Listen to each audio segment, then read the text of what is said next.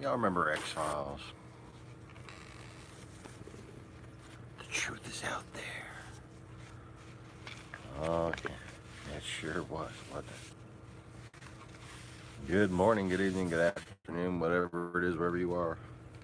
And just in case we actually get any viewers,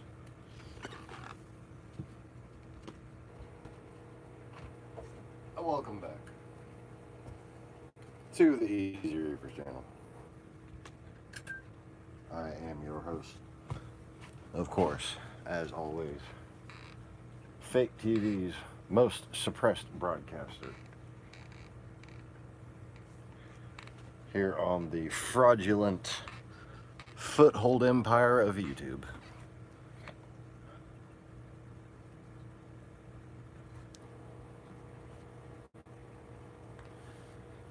Oh yeah, Russia was gonna ban YouTube, sure.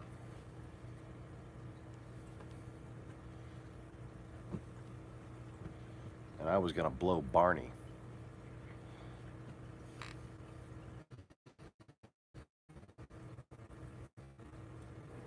Not the formers.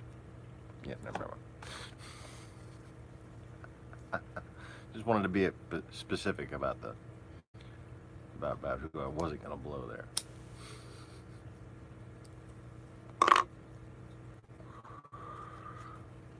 And now that mental image is settled in nicely. It is time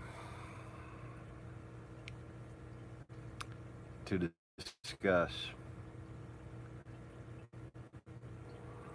the reality of the situation that we find ourselves in.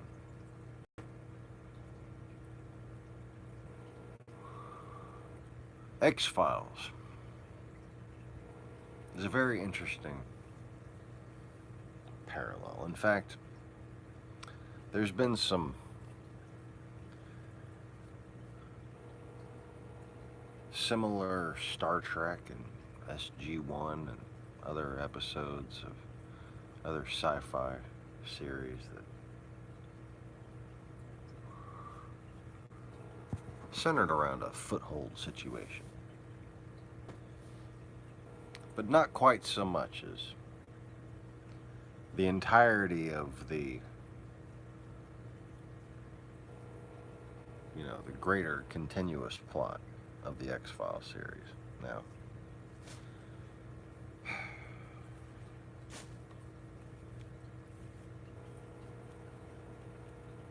the thing is, what I've discussed in previous videos is that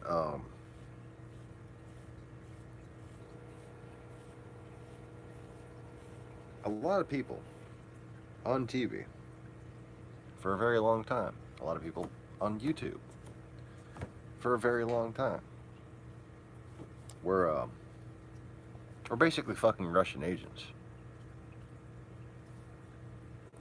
And most of these people are pretty easily discernible about their common theme of sowing anti-government hysteria, paranoia, and also lying about where the fuck they were from.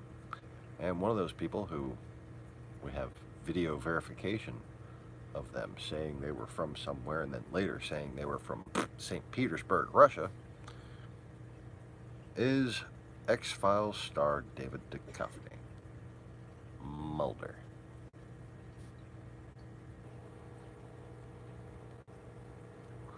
It's fascinating to think about. the most popular show that was ever created as being centered around the government is hiding something. The government might even be under the control of creatures that are out to get you.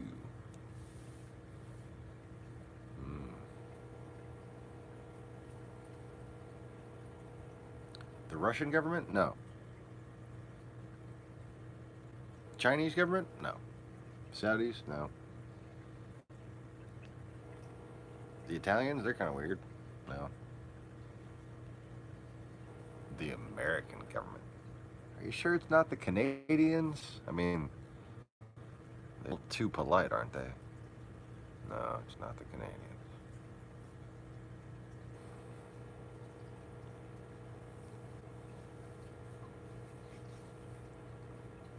Our government. The U.S. government. Of course, because we were hiding aliens since the Roswell incident. White Sands, New Mexico. Area 51. The men in black are, flashy thinking people and making them not remember. It's a Mandela effect, and it's the Bilderbergers and the Illuminati. Sure. Or maybe it's just the fucking Russians.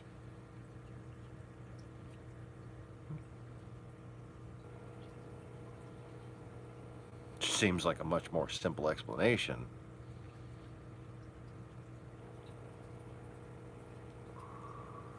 Granted, we're starting out with something that's supposed to be fictional, but it's never something that actually claimed to be based on fiction. Every fucking X-Files episode sat there and said this is based on possible true events and stuff like that.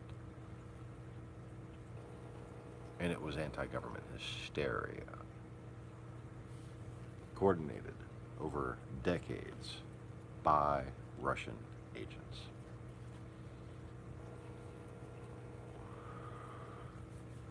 But you see, imagine a situation in which aliens took over the United States government.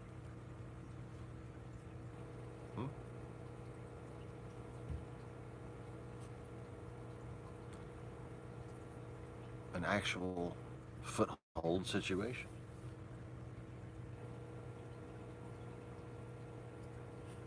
Would it be like one of the Star Trek episodes? Would it be like one of the Stargate episodes? Would it be a cut and dry copy and paste scenario? What's up, Jared? Jordan? J-Rock? I'm just gonna fucking go with J-Rock.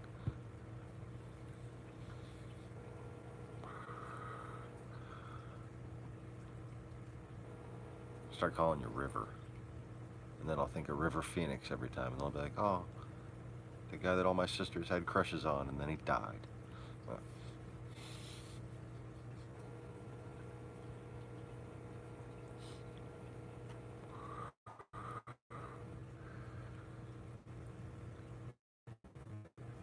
I forget.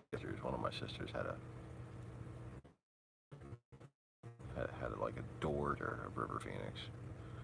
Oh yeah.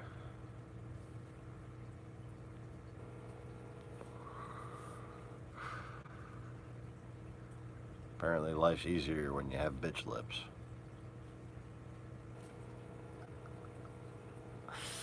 Anyways, just ask Justin Bieber.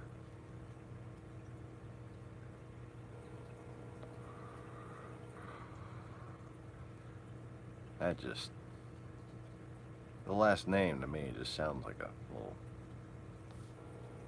pole puffin pirate. I don't know. Anyways, Bieber.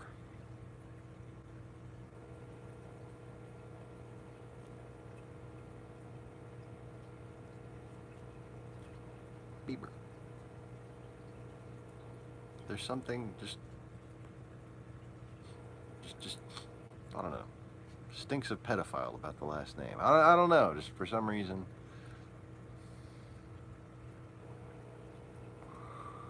But I'm still convinced that him and Miley Cyrus are the same fucking person. It's just like one day it puts on a dick and one day it puts on a... Never mind. Oh yeah, back to aliens.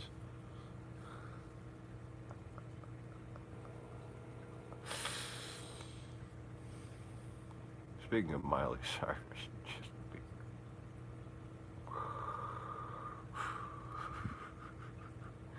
if anyone was going to qualify, no, I'm kidding.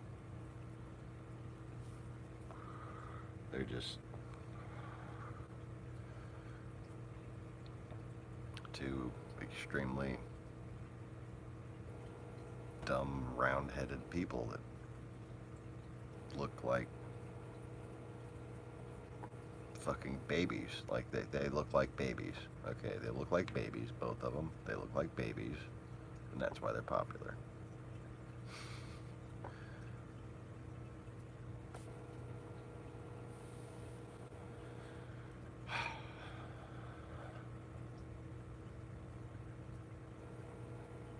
It's really kind of sick how much the Russian influence on this country, the former Soviet escapists, oh God, like the people that supposedly escaped from Russia were the biggest fucking plague of the world because they were all just godless damn heathens who wanted to spread their fucking godless heathen propaganda without even realizing that they had been weaponized.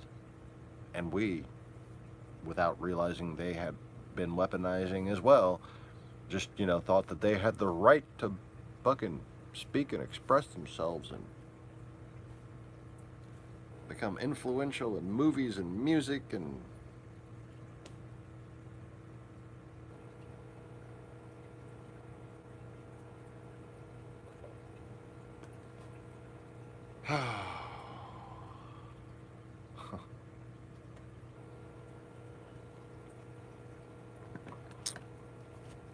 the more they can work in little bits of perversion,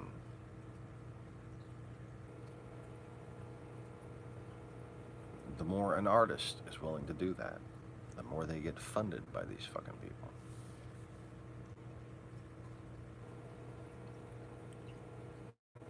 And they pick and choose based on a criteria that I can only discern from the pattern of the effects of the results,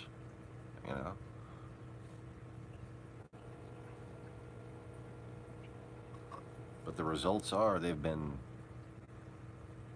basically telling us for no that these baby-headed people should be the popular, beautiful ones. They just got baby heads. They're not pretty. They just got baby heads. Like what's her name? The Starbucks drink chick, Ariana Grande. Grande, yeah. I'm like latte venti. Grande, yeah. What?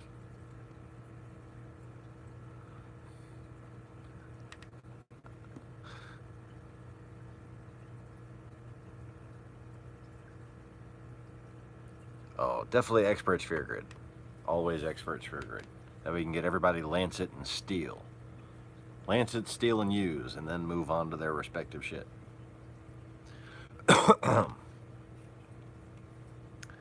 Anyways, I got a fucking headache. So,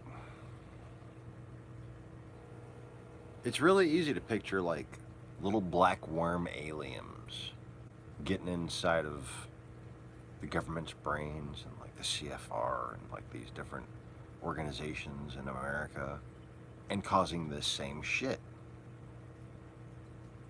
Causing this societal breakdown.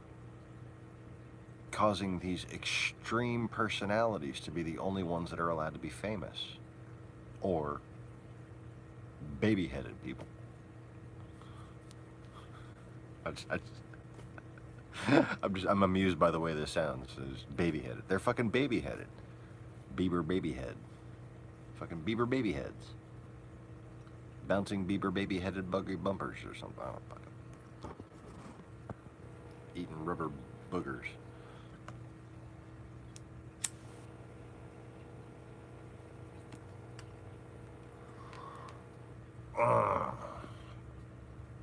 What the fuck? Okay, where did that not spill? Jesus Christ. I have like a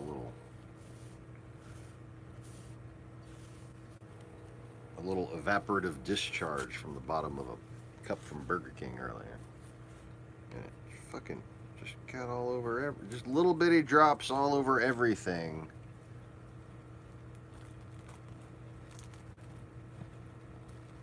Just a couple little drops on the remote, a couple little drops on the PlayStation remote, a couple little drops on my lighter, a couple little drops on my pipe. Oh,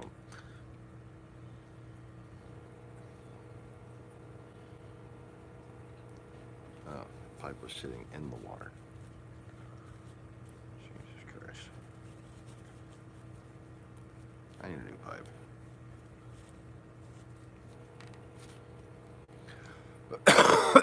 Anyways.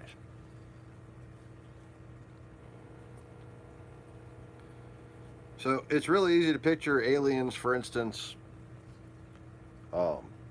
shutting down the government to stop an investigation into whether or not aliens had taken over the government, you know? Really easy to picture, isn't it? Aren't you conditioned to the point where that is just easy to put in your imagination? It's so easy to picture. Aliens with little worms that you've seen in all kinds of different horror movies, and of course, starting on Pinwheel on Nickelodeon with the Schlurms. Oh yeah, remember the little claymation Schlurms? Pinwheel, pinwheel, spinning around. Oh yes. The Schlurms. Of course, I don't think the people there knew what Schlurm actually was.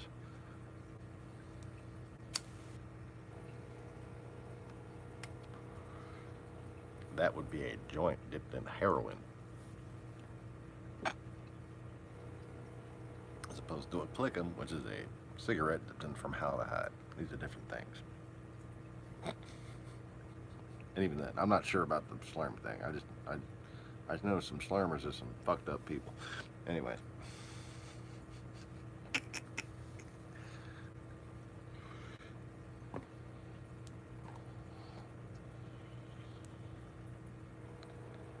But it's really easy to picture.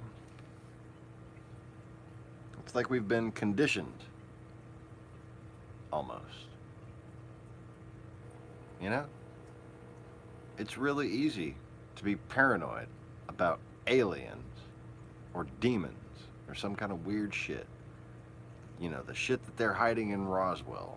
The people who've conspired to hide the shit in Roswell. They've been fucking running everything for God knows how long, and they're gonna kill us all one day. Blah, blah, blah, right? Isn't that just... I mean, it sounds fucking stupid to us that know better. But I'm just talking about how easy it is to imagine. Just on an you know, you can imagine how silly it is. But it's still, notice how your brain is working right now. Notice that it's easy to imagine. Now, try to imagine how Russia would do the same thing. Try to imagine how Russia would take over our government.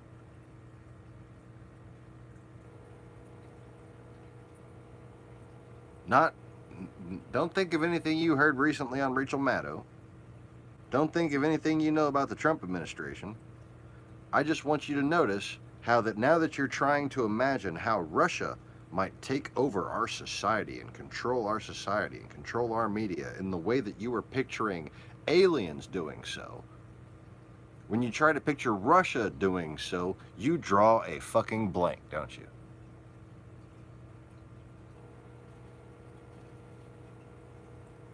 It's almost as though you've been, what was the word? Conditioned.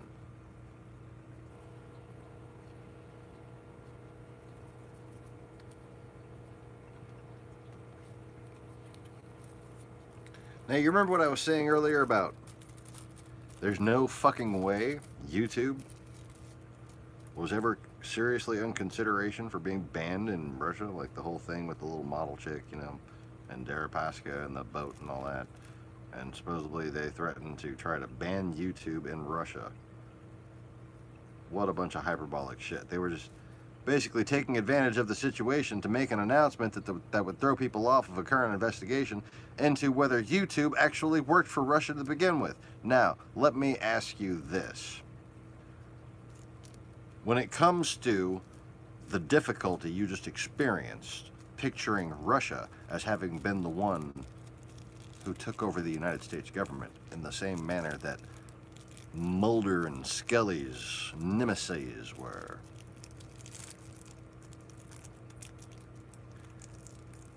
can you notice in your data, in the pool of memory that is your mind, how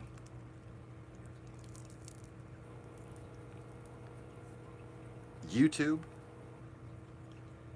has made you feel like Russians can barely get out of their own way? And, well, if they're on a Russian road, chances are they won't be able to in time.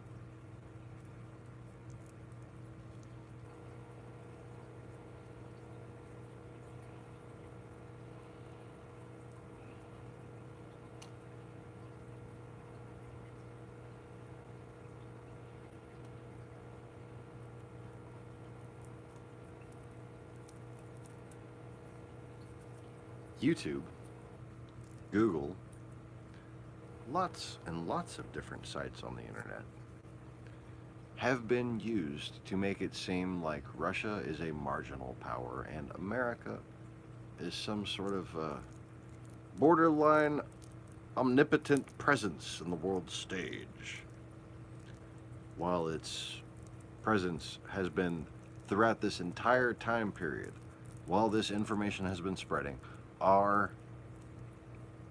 stature on the world stage has been greatly diminished and been incessantly waning.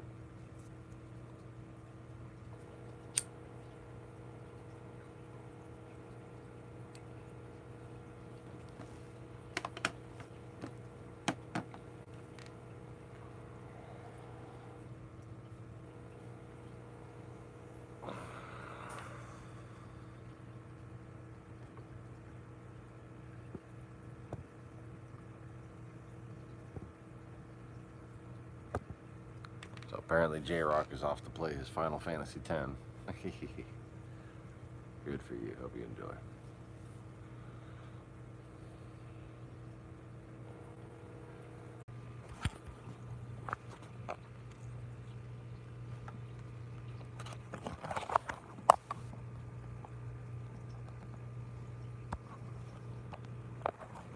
Wasn't that fun? Yeah. Actually able to resume my stream. How about that? My phone battery died.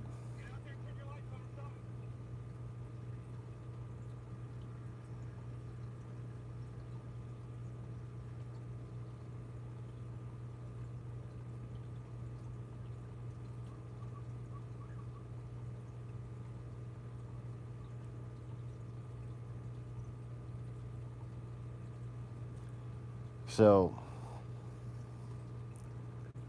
holy shit. While I was waiting for my phone to power up, one of them multi-car crash compilation things showed.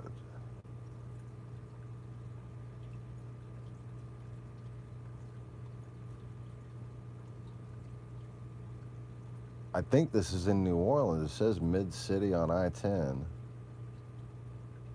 I'm trying to recognize something.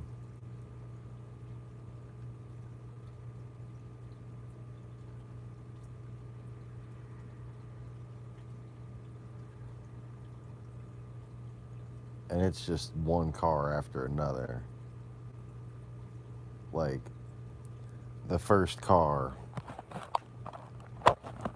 got hit in the right rear corner. so its hazard wasn't working. And the other cars kept crashing and going on the other side of it, so it was still obscuring the view. So these other fucking cars just kept crashing and crashing. Oh my goodness. Whew.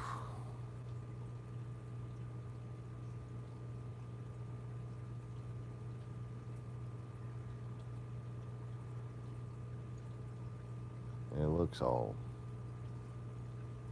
foggy and misty at night, like New Orleans usually does.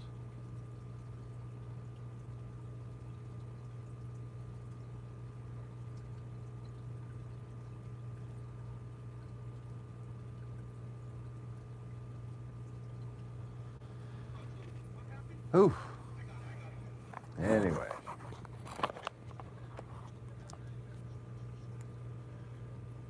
So we were talking about earlier, or what I was talking about earlier, here with, nobody fucking watching, basically.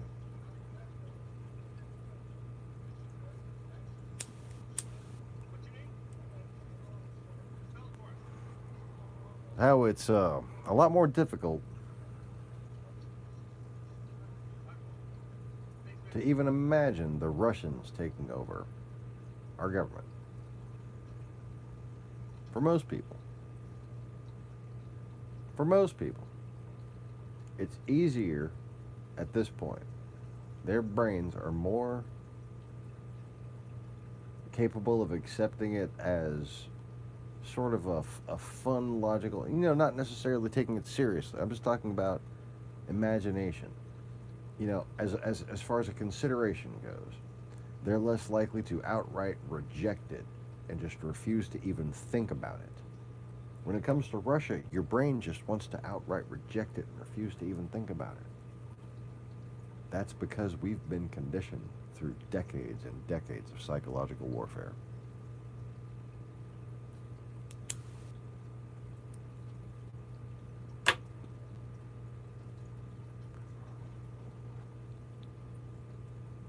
Now, it wouldn't be a situation like,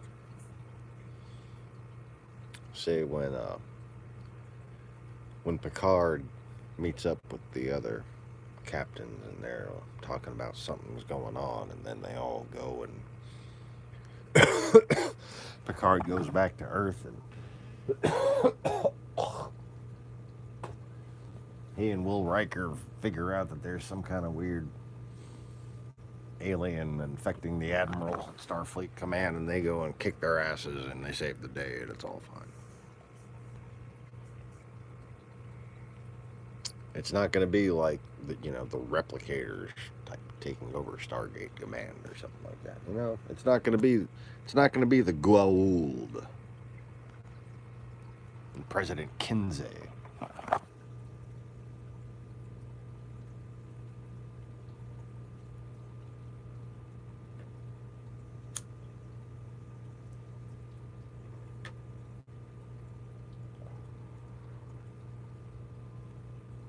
It's going to be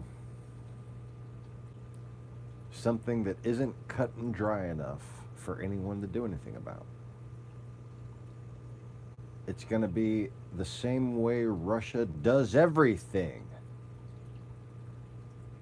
Just enough to be argued. But you know what? This isn't Vietnam. This isn't Yugoslavia. This is Washington fucking D.C. we're talking about.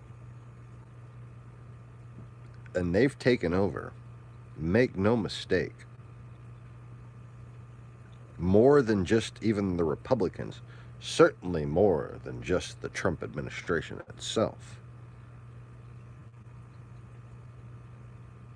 You had 22 people basically vote against NATO.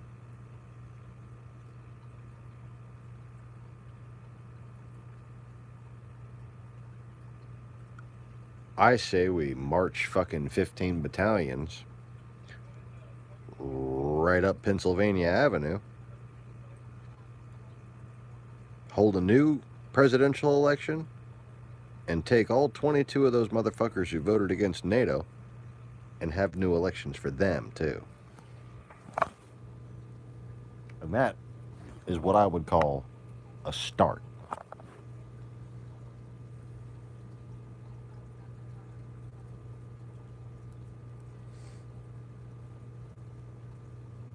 Anywhere that there's voter intimidation of any kind, we should have the fucking National Guard out there protecting the damn vote. We should have soldiers willing to bring people in Humvees, in personnel carriers, to the polls.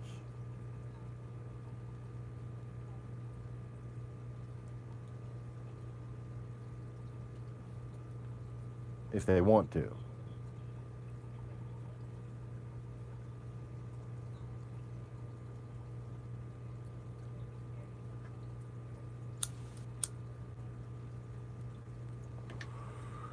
The citizens should be able to call in the military on a corrupt government. Hail Caesar.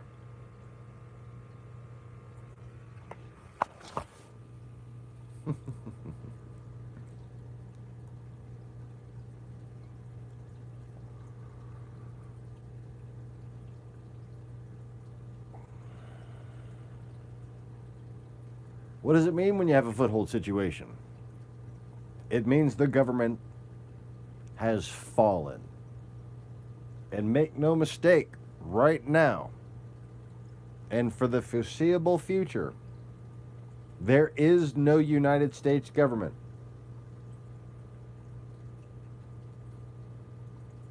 It's only a matter of time before anarchy completely takes hold. Unless the military acts. Unless the FBI and the military and the Department of Defense and the CIA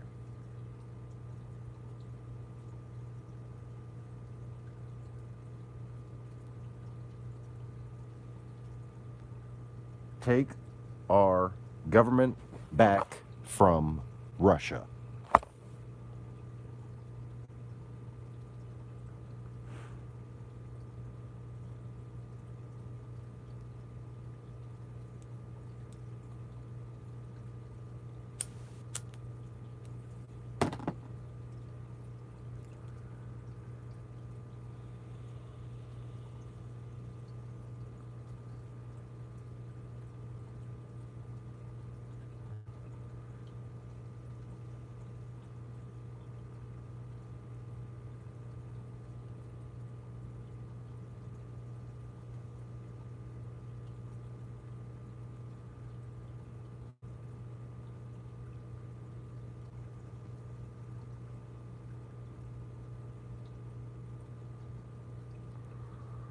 Man, look at it this way.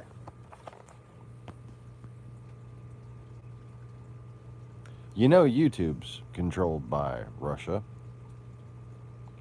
because think of the ratings.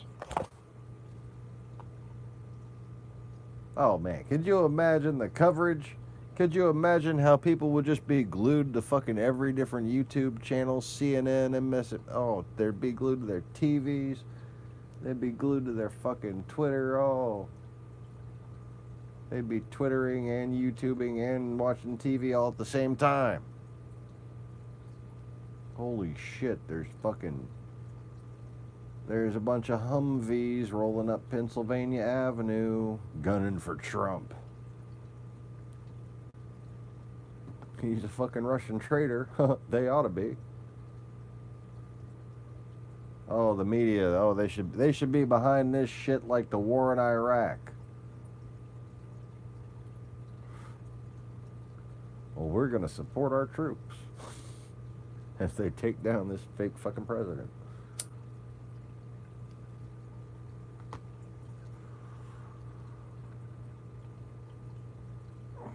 He's gonna try to sit there and barricade himself in with Blackwater brainwashed bitches and fucking probably some actual fucking Russian soldiers. Fuck them, kill them all. Let God figure them out. Oh wait, done.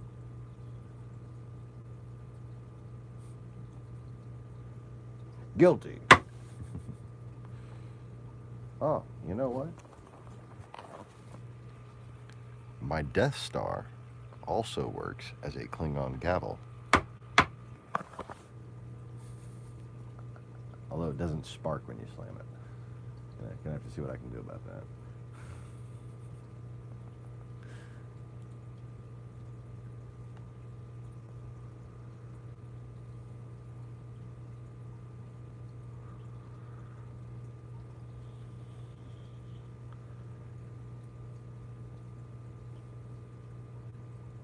But yeah, you know what people really like watching? A good 70 car pileup in the snow.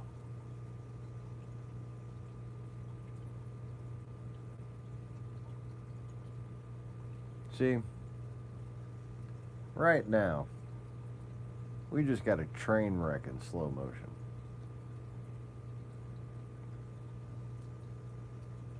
But I know that YouTube has never made a single business decision. They have only made a Russian collusion decision, masked as a business decision, over and over again regarding this channel. Because not only is this channel like its own little train wreck in slow motion, but the things that I suggest, the things that might take hold if I were allowed any degree of popularity. Oh, they'd be like a 70 car pileup in snow in the middle of a zoo outside of a football game that was letting out. Like, I don't.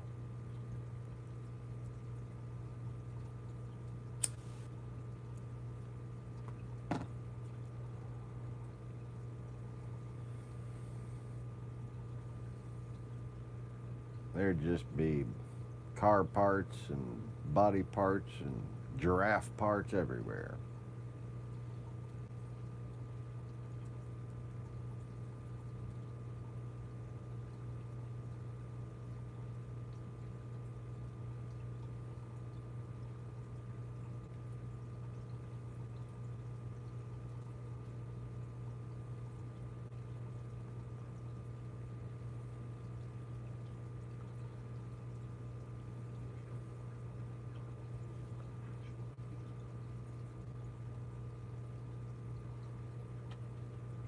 Anyway,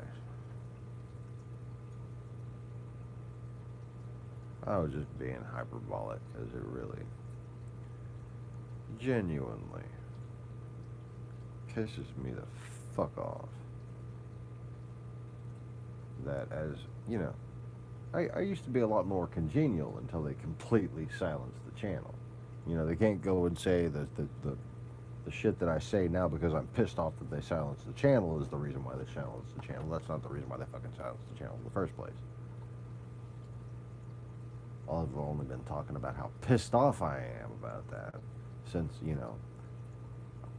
I proved that not only were they working for Russia, but that they were willing to suppress me just for not working for Russia, basically.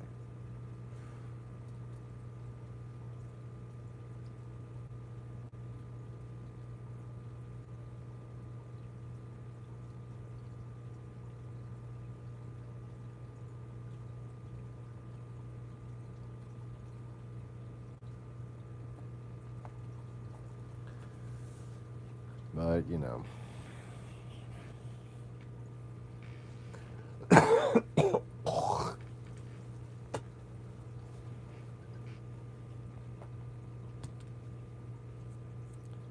guess everything's just going to have to happen in its own time. And some things won't happen. Like it's a damn shame that this little chick, even though she looks like kind of like a white girl Mike Tyson, she does. She's got just a strange resemblance to Mike Tyson. It's kind of like cute from like the middle of the nose up, and from like the rest of the nose down. Mike Tyson.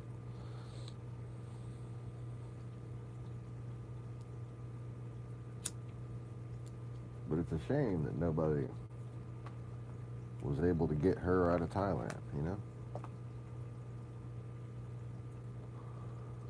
You know what happens in Thailand? Oh yeah, pedophiles go there to be pedophiles. And what was she doing there? She was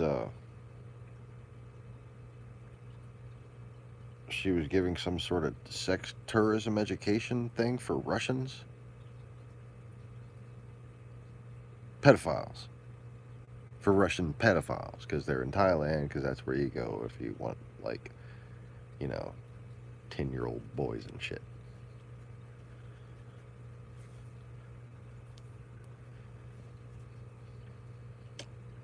Well, let's just consider the situation here.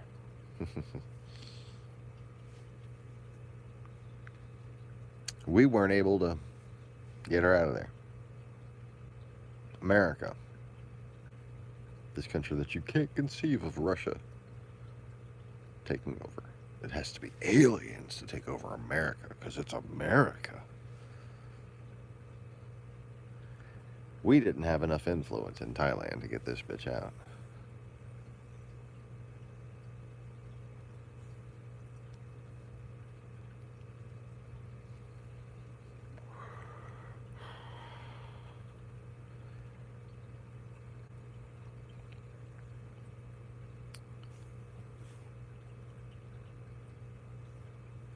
And she was intercepted on her way back to Belarus.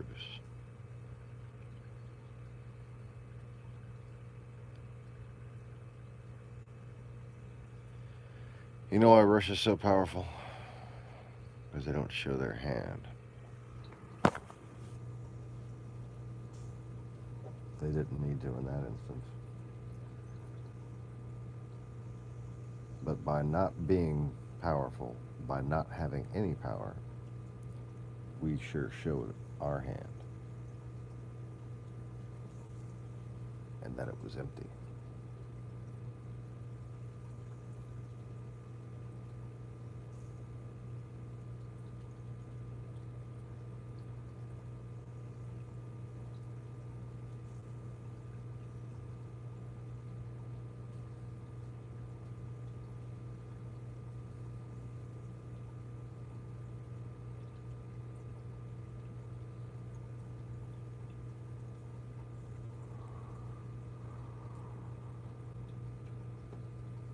We have become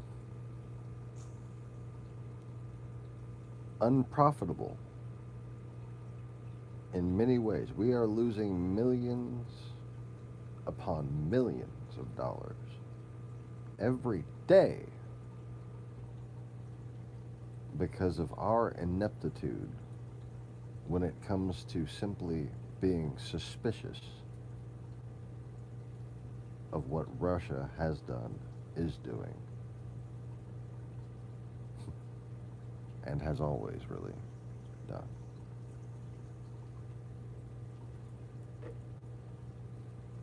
We just can't seem to govern ourselves while thinking of the big picture. And this mandate that has been brought about since the Warren Commission, which part of me fears that the Mueller investigation is simply there to enforce because of its seeming ineptitude and slow-moving inability, unwillingness to actually defend this country, simply fucking farting around trying to intellectualize whether or not they can make a goddamn legal case while the world burns.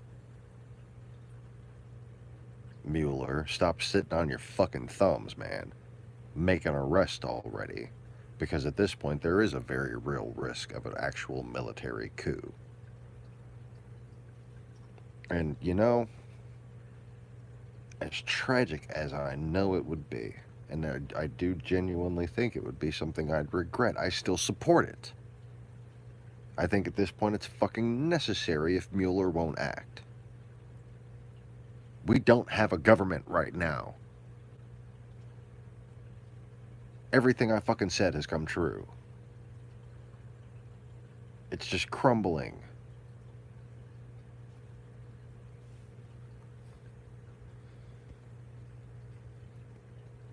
What's up, Max?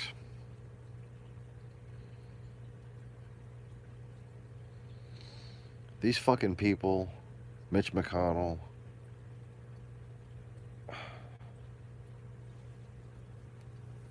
they're just too busy fucking around with the same old bullshit. And frankly, I don't trust any of them unless they prioritize whether or not we defend this country from foreign invasion by infiltration.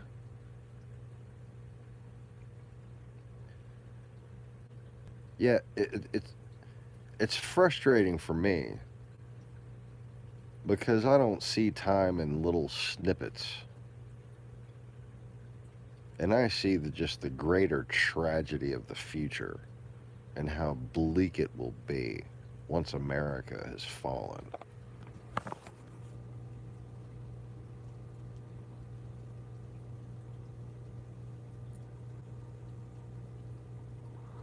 It's like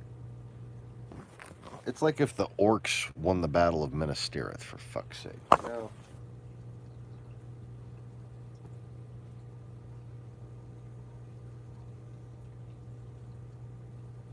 Helm's Deep was Brexit. Fuck.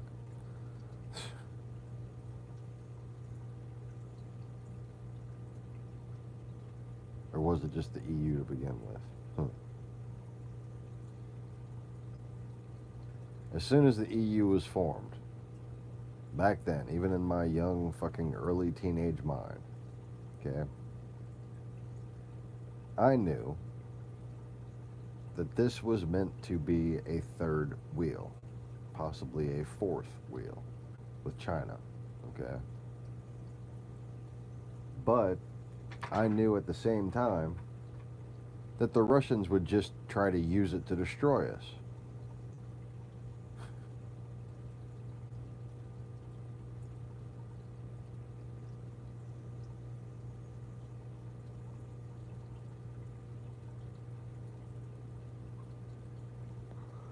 And the Russians have been infiltrating the EU and basically having their old Islamofascist communist propagandists that everyone since Stalin and probably even before that helped coordinate.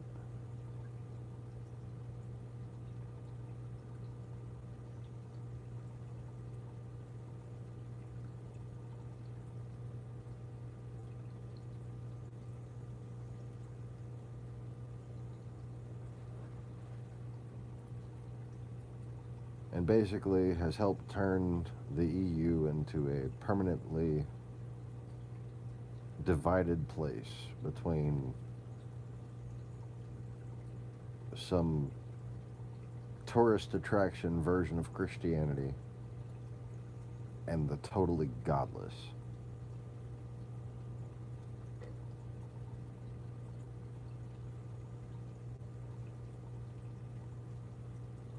Oh, and then there's basically the pro-Russians.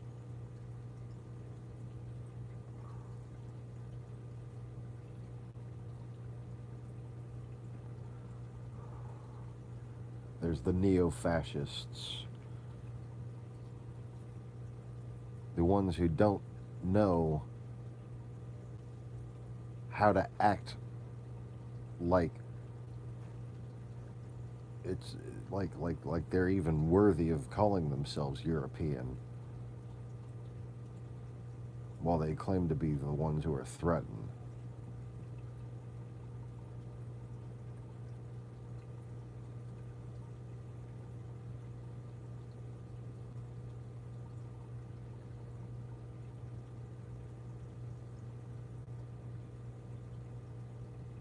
And the only people who are allowed to speak are those that are basically embarrassments to white people.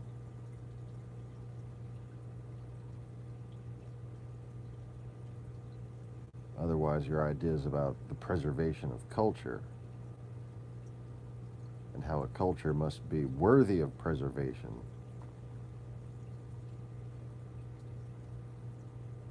by not seeking to oppress others,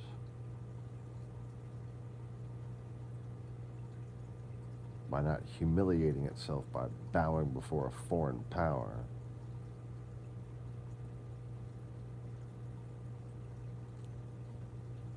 by not betraying its own nation, because you can't succumb to fate. Yes, maybe your children won't be as inbred as you are. Oh no, there's brown people. Guess what? Act right, assimilate them. Then all they are is fresh blood. And frankly, there's a lot of corners of the earth that need that. Being European isn't about having white skin, fuckers.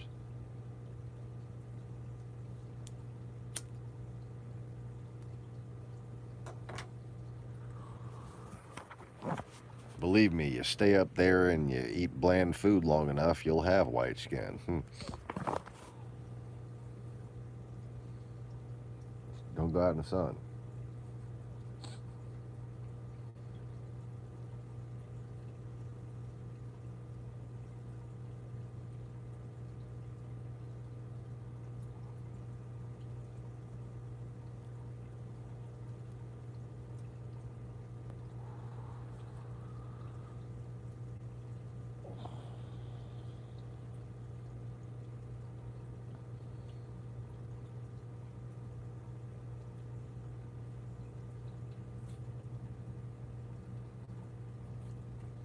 And you know what, more importantly, if you really want to complain about skin color versus culture, see, people might confuse me about talking about skin color. I'm talking about fucking culture, people. I'm talking about democracy. I'm talking about morality. I'm talking about the rule of law, civilized society. That's European, okay? Skin color has nothing to fucking do with it. There used to be many skin colors in Europe until civilized society kind of took a turn for the worst.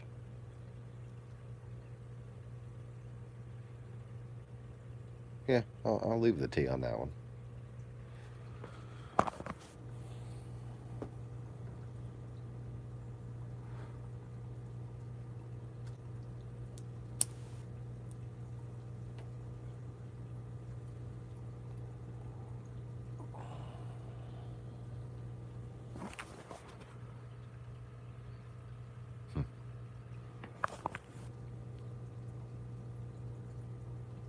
Yes, marvelously intercultural. A bridge of worlds. And by Europe, in those days, it would mean the area that is now called Greece and Thrace and Ukraine, and even Anatolia. I mean, the area connecting Anatolia to Gaul, basically, and Italy. That was Europe.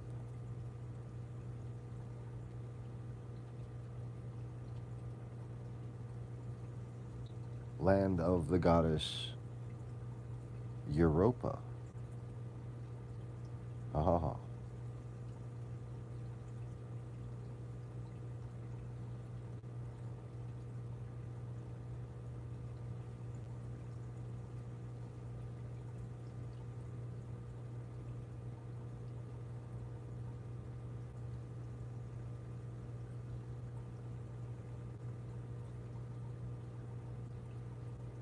Yes, no wonder it was so congenial.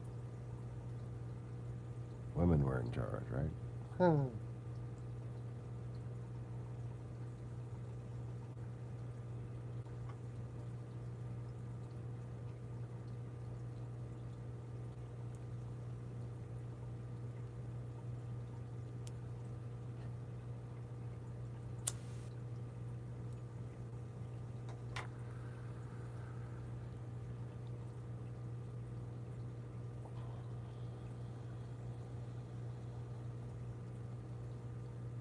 See, all I want to say is that men usually wind up happier when women have more power. Because when women have more power, they they become more organized and they understand things better. They understand things like if you don't keep your man satisfied, he's gonna spend all your money on a sports car or hookers and blow.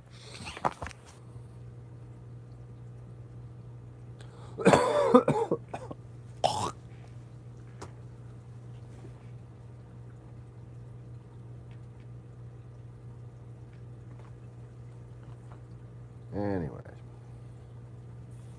you got Max?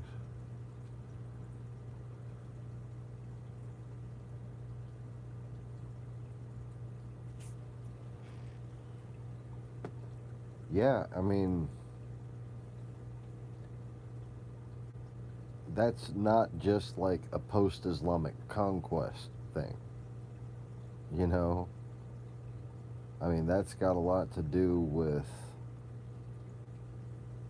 what became of Gaul and what became of the Catholic Church, okay? And especially Spain and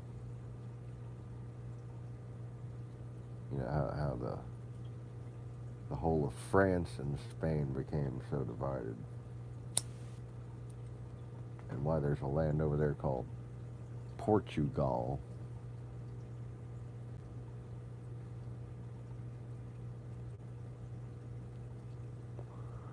But when you're talking about the spirit of a land, it's hard to conquer. You know, unless faith itself is stamped out, which is why there is such an objective. That spirit of togetherness can't be stamped out either. Even though this division and this psychological conquest has been going on for so long.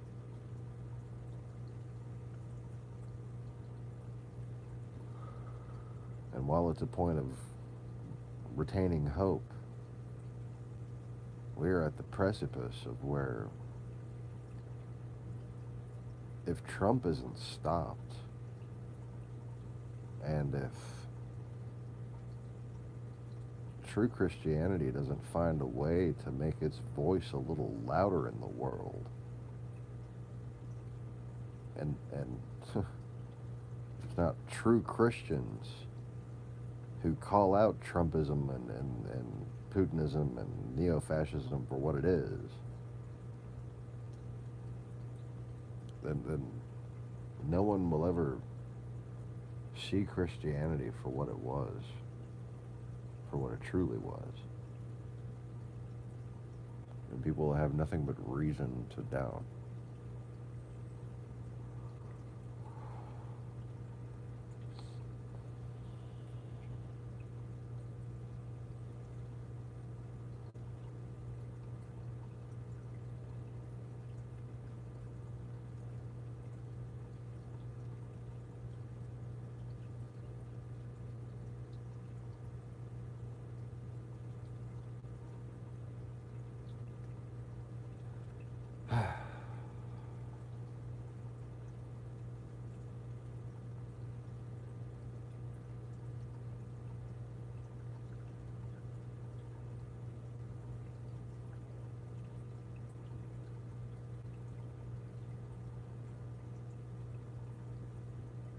So,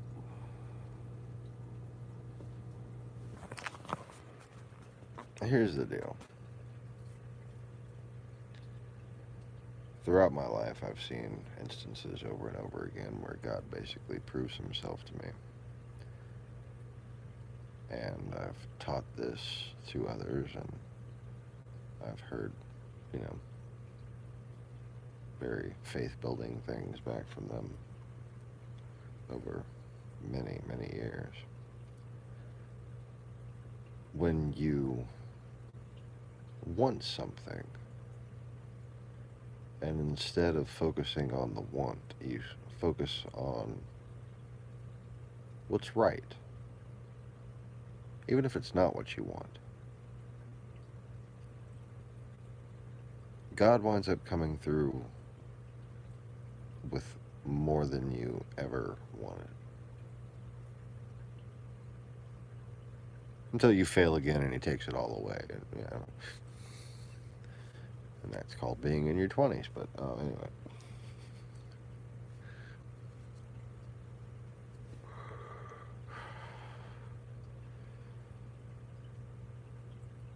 But the whole principle of rejecting even worldly knowledge, worldly expectations, worldly ambitions, and trusting in God that not only is there a heavenly reward, but if there is some sort of reward in this lifetime, whatever you imagine yourself being, He's got something greater in mind, something that you can't even imagine.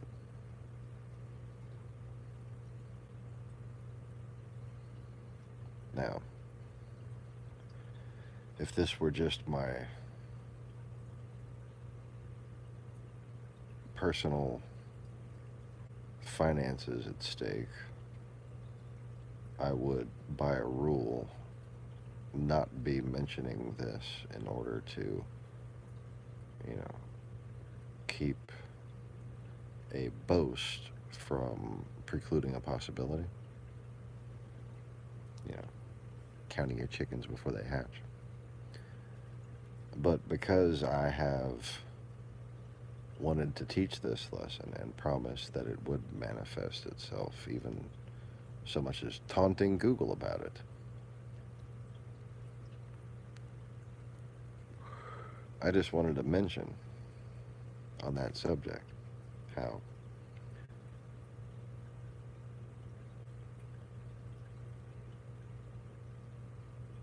there could only be really so much success had through success on YouTube. And if I had been successful on YouTube and had opened up the Easy Reefers store on schedule,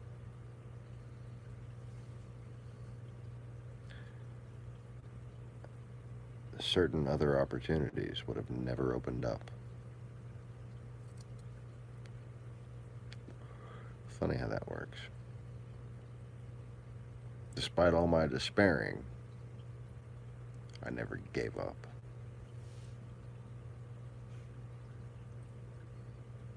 Bitch and complain all you want, just keep doing what God wants you to do. And understand that your bitching and complaining is therapy for yourself. Have the wisdom to think outside of yourself.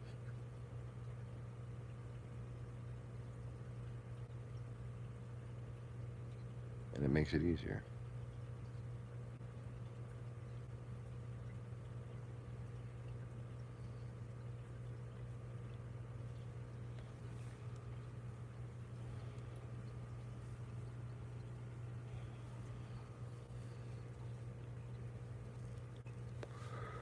Because I don't see how, if I was stuck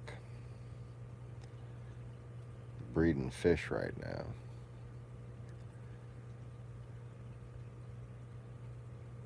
I would have been able to make all the contacts and different things that I have over the past several months. I would have been making more numerous but less useful contacts. It's very interesting to think about.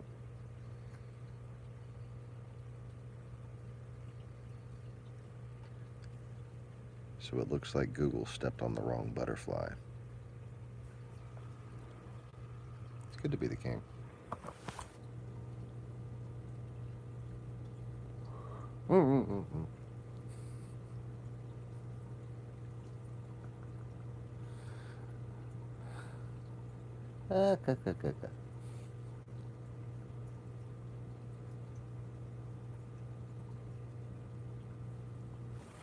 Just think about that. I could have just been a millionaire in 10 years or so. But by fucking with me so bad,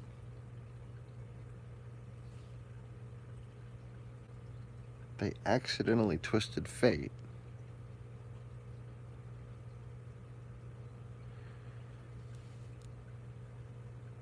and landed me in the lap of some fucking millionaires.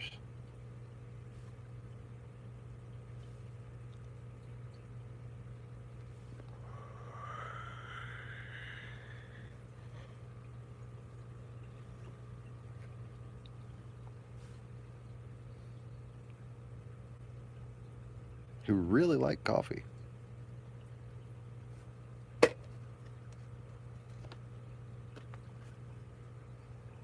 Argument over whether we should meet at CC's or Pacino's. I mean, PJ's, excuse me. But I like PJ's. I've been getting the same damn thing from PJ's. And I'll go and I'll tell the barista that shit. I've been getting the same damn thing from PJ's for 24 years.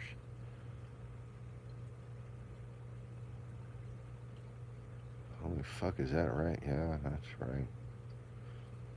Since 1996.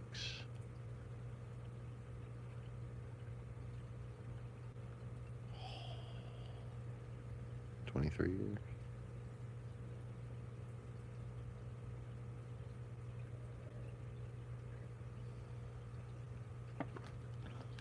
Could have easily been 25 years.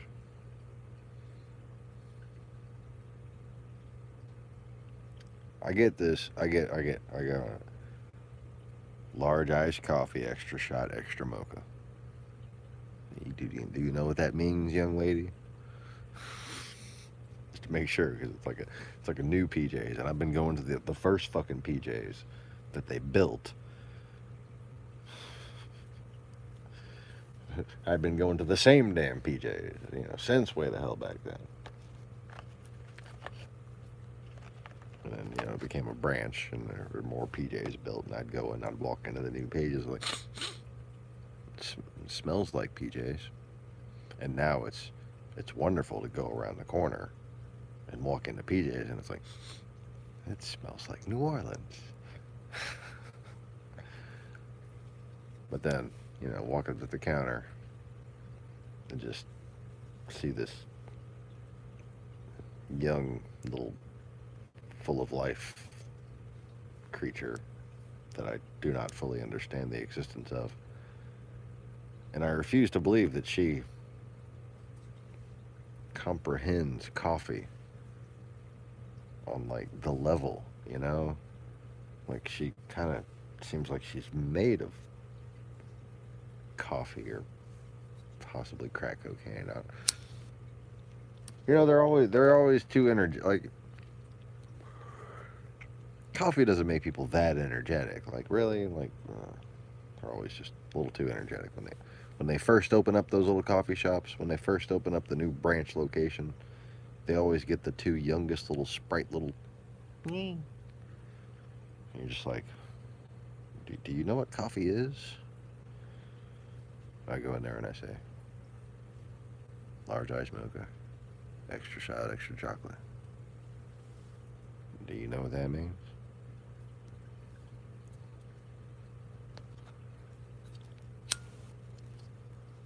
And I get one or two reactions. And I know from the reaction whether or not I'm going to see them the next time I come. Because it's not going to be anytime soon, because I can't afford that shit anymore. You're one of two reactions. Get a, uh-huh. No, that one ain't going to make it.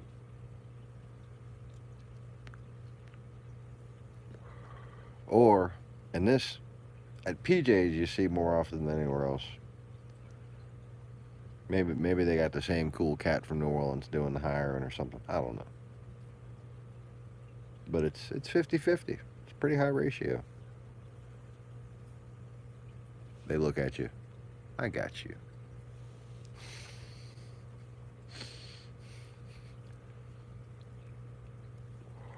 They are aware of the requirements. When I come in Yeah, looking like a zombie and smelling a whole lot better. I want some flavor in my coffee. And I want so much chocolate in that shit, I don't have to add any sugar.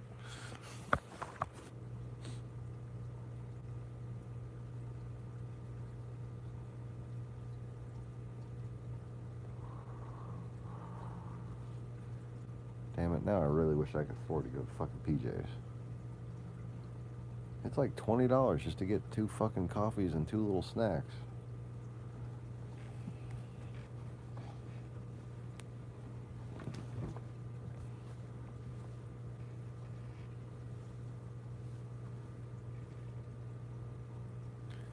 All right, Max, take it easy, man.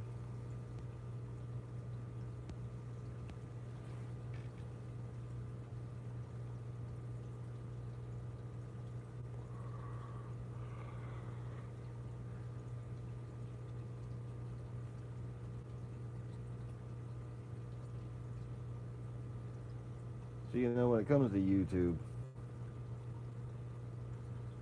I feel the need to basically catalog my fucking opinions. Because I see so few people properly analyzing the situation as it unfolds. So it's sort of like a Dear Diary type thing, really. At least that's what it's become. But when it comes to business, business is business.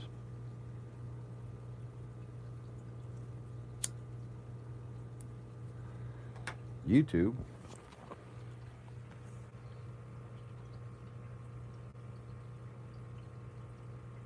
everything YouTube has as a problem with me. It's not my fault. It's a result of YouTube being a complete fucking fraud. Okay? I can't do business with frauds. But when it comes to business, actual business, not with frauds. You know, you go and tell me that this is a place where people can make money for sharing interesting opinions and analysis. And I see lots of people making lots of views and lots of money just for sharing fake opinions and fake analysis.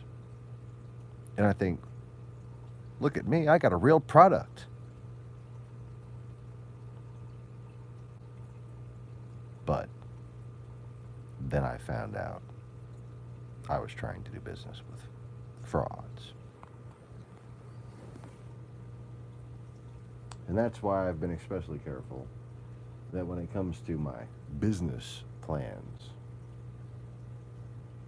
I don't involve politics in any way. I don't involve international juxtaposition in any way. All I involve is saving the environment and saving people's lives and helping people make money.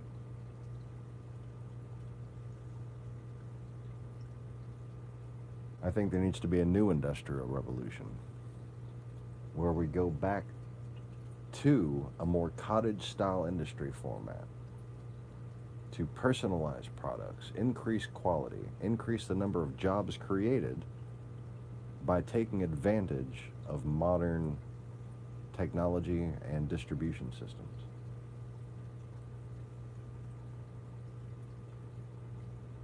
There's actually a different level of efficiency to be had by localizing production. The way in the past 100 years we've sort of centralized it while sort of strategically, individually locating it, just to cut costs, at the costs of not only what people refer to as the economy, but as far as any major individual business goes, what you're talking about is your individual long-term viability. So, yeah, good job moving the fucking plant to Mexico.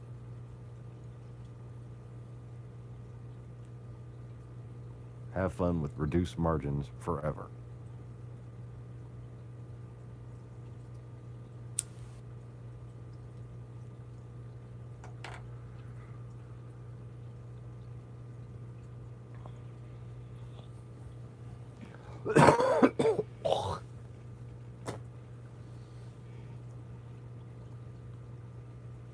You see,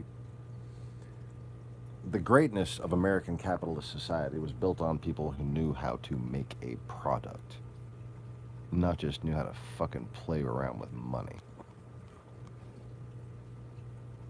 Now it's people just playing around with money and playing around with other people's products and seeing how they can best configure other people's products so they can best play around with money.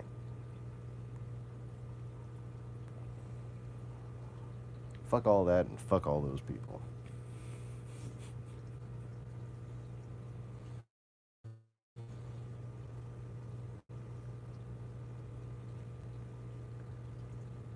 Modern economic theory isn't worth a shit. And I'll give you a perfect example.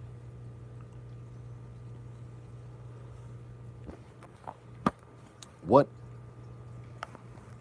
is the resale value of my Accord?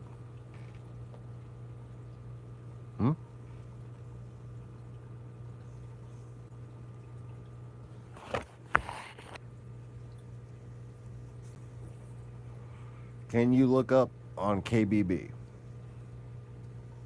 a 1993 Honda Accord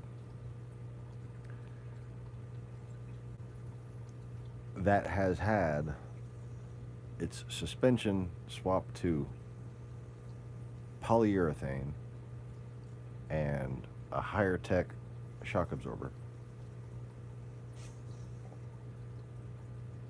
has 60 more horsepower, and still gets the same gas mileage? Can you look that up in the Kelly Blue Book? Bear with me, this isn't just a car guy conversation.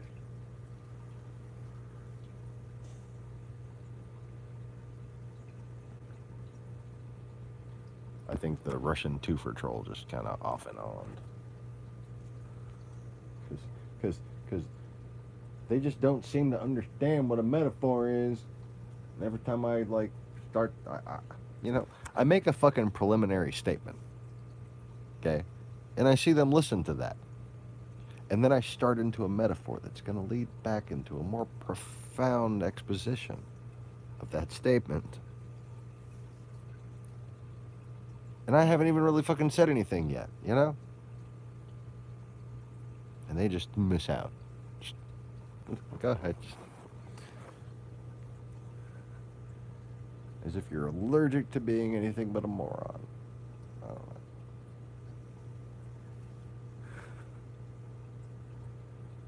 know. Anyways, let me de-sidetrack myself before I forget everything that I was gonna fucking talk about to begin with.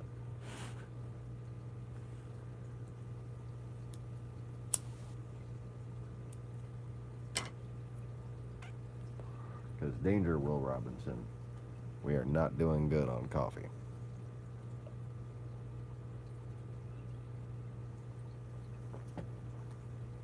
Which means there's only a limited amount of time that I can squeeze thoughts out of my brain here.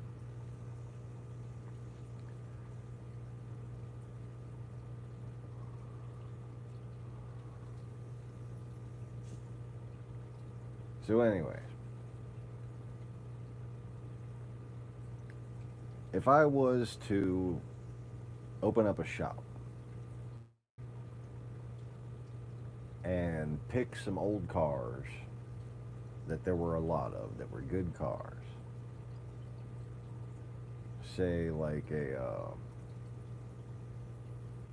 Vauxhall Carrollton, or like what's a good European car? Oh, fucking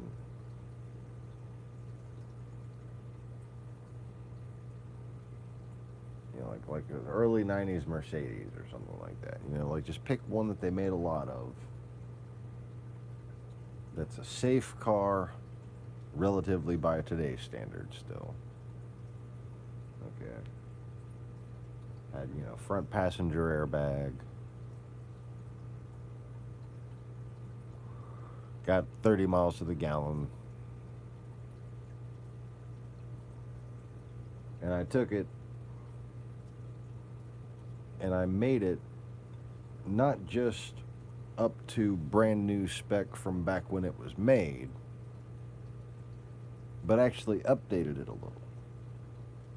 Gave it a little bit better. Gave it maybe some period correct modifications, for instance. Like, say, the base model didn't come with the nicest of this or that, and you go and buy the nicest this or that, and you put them in base models, and you upgrade the brakes, you upgrade the suspension, you make it handle and ride nicer, you upgrade the sound system, you make a standardized convention, basically creating a new car out of an old car.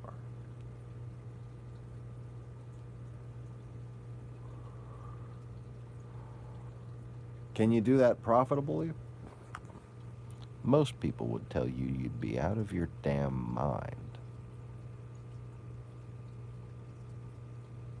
That'd be because they never sold anything.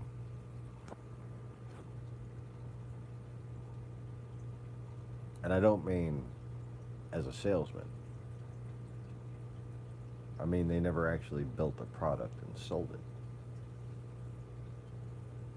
They don't have that Henry Ford ingenuity, And I use him as a cliche, and I wish I had a better one, but it'll do.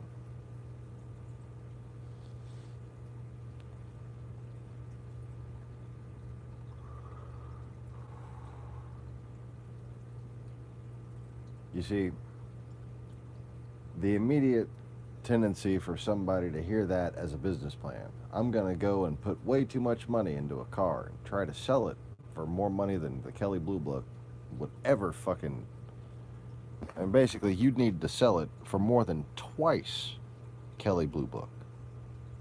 Because you'd be having to go and find the shells to begin with. So you're going to be paying the poor value right there. Yeah.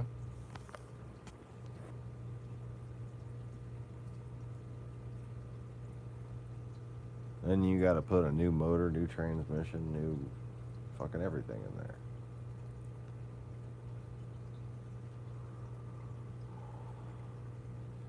Full teardown.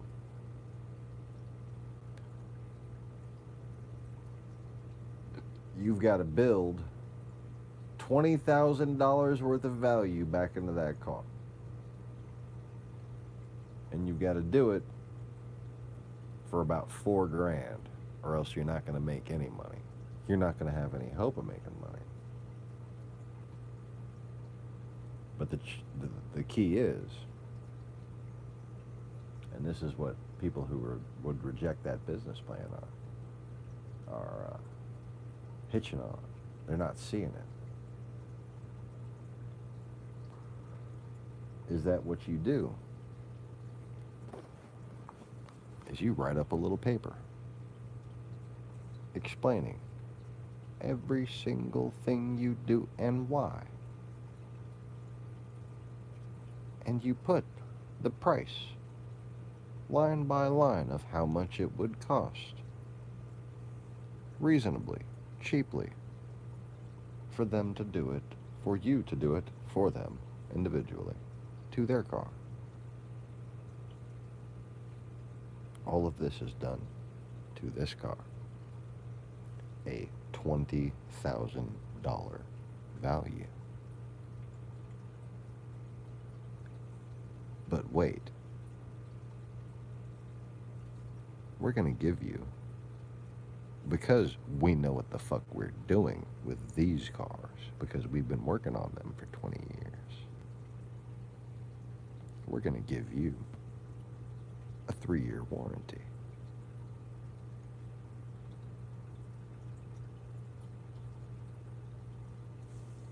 With this otherwise old, used car that is now functionally brand new. And actually, when it comes to using a JDM swap motor, testing it, going through a teardown, you're talking about things that are more reliable. You know the whole "they don't build them like they used to" adage? Oh, it really applies here when you're talking about early 90s Honda stuff versus late 90s Honda stuff in particular. You find those kind of niche market areas, and you really can't go wrong because you're going to wind up with some happy customers. But more importantly, the way any good shop, resto mod or otherwise, should be making money, it's not going to be off of selling the cars. It's going to be off of the reputation that those few cars that you sell brings to your mechanic skills. So, if you're a talented Honda mechanic and you've got a friend who's a business manager, you got a wife who's a business manager, or something like that, you got kids that are growing up, and you're thinking about starting your own business, there's a lot of stuff that's going to be going to waste, going to be going to rust, a lot of resources that men pulled out of mountains that deserve to be recycled. And you'd be doing humanity a service by providing safe, reliable vehicles at a very much discounted price compared to what they would pay for like a Kia or something that's going to break down a hell of a lot quicker. And frankly, when it comes to crash tests, an old Honda is a hell of a lot safer than a new Kia or Chevy or Ford or some Toyotas.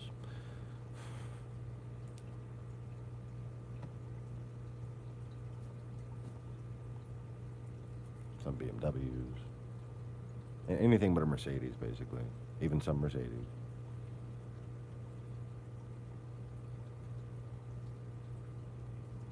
And I got plans to do this myself, but I got no problem consulting anyone who wants to do this on any car that I know about or that I don't know about, whatever generic advice I can give you.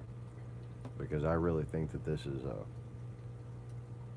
it's one of them things where you can put a few people to work in your local community, not just you.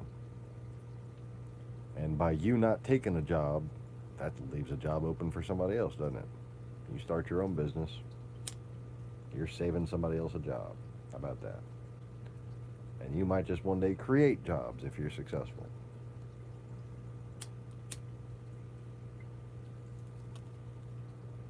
But just as important, it's the idea of conserving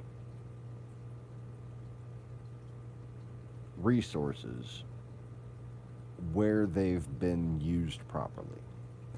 Now, I'm not saying every old car deserves to be preserved because somebody put their hard work into it and it's a sentimental thing or anything like that.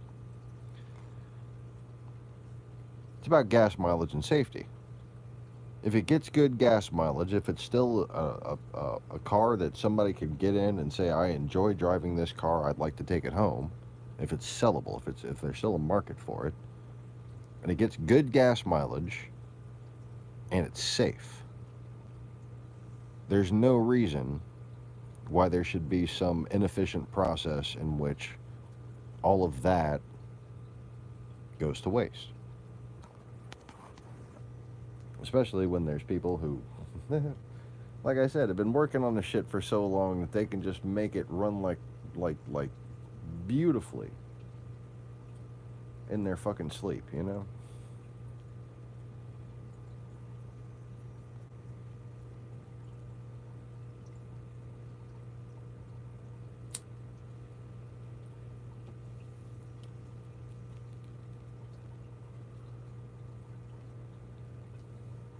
And from a business perspective,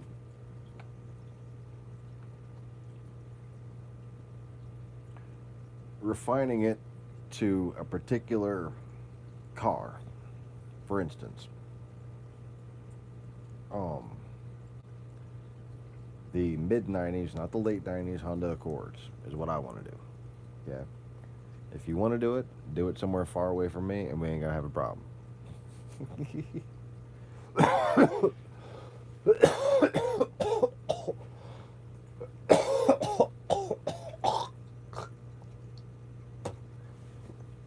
Speaking of problem, the bottom of my lung just apparently had to come out. It's back now. I'm pick it up off the floor.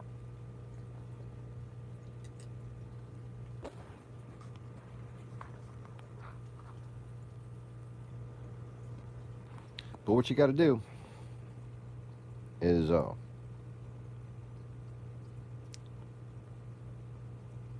pick a car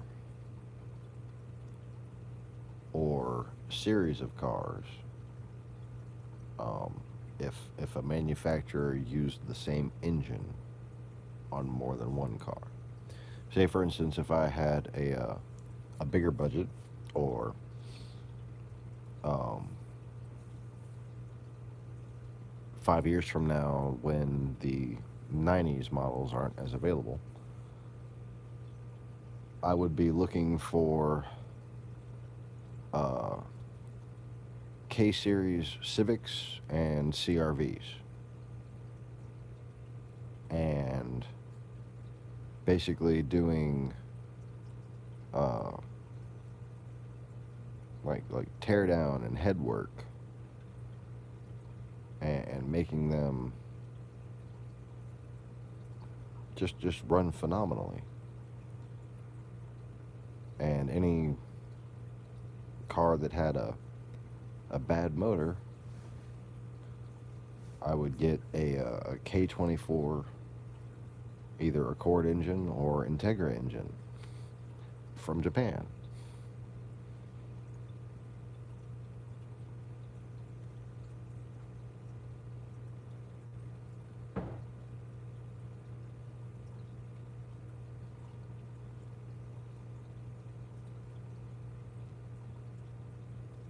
I'm guessing kidding.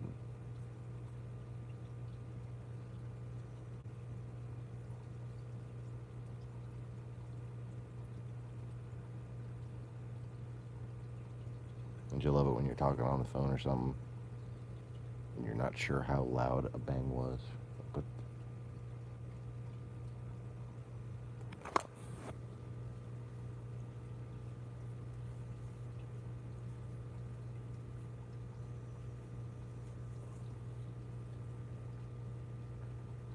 so anyways, this business plan is reserved for people with a lot of specific experience, because what it requires is knowing a lot more than just about the engine itself. You know, like Honda Accords, for instance.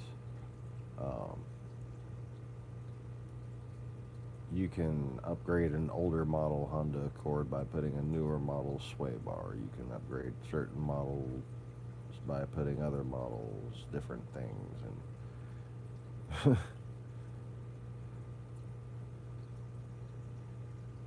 there's long lists that I've memorized over the years.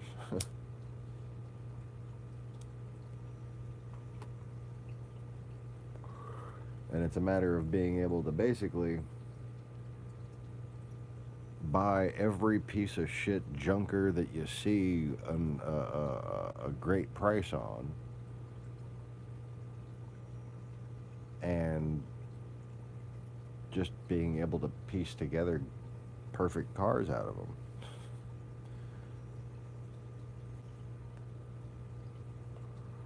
You can pick and choose between, you know, engine problems, body problems, salvage titles, clean titles. Just buy a shit ton of the same car.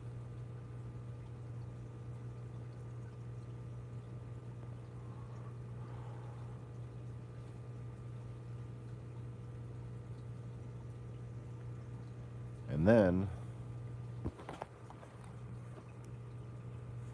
get a direct deal, not through a part supplier, a direct deal with a remanufacturer that already specializes in that brand. Like, for instance, what you call it? Cardone or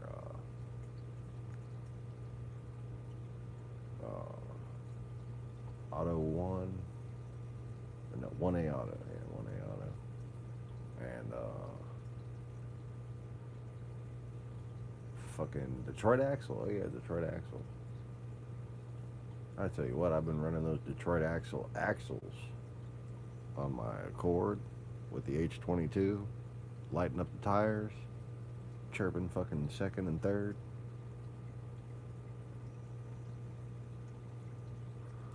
I mean, like, burning second and chirping third. Whew.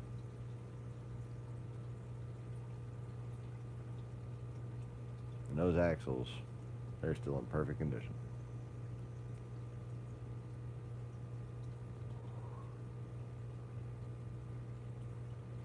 And still no complaints on the suspension on the CRV.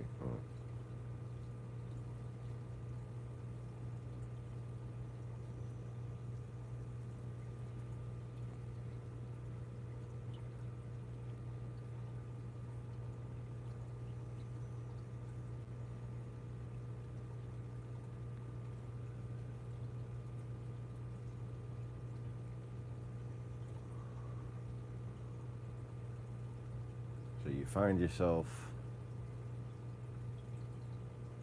the good brands that work with the one car.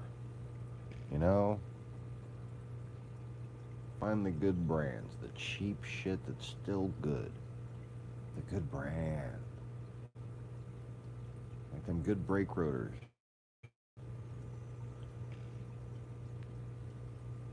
Oh, YouTube doesn't like eBay now? Oh, buy them off of eBay if you can. Hell, I do.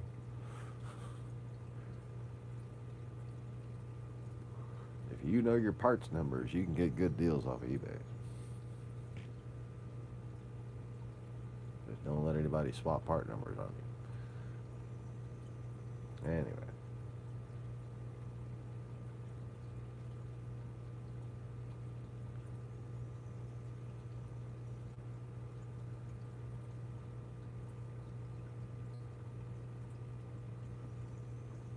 But see, the whole idea is revenue has become too much a matter of financial product. And this has taken away financial power from the middle class and turned the middle class into a service class.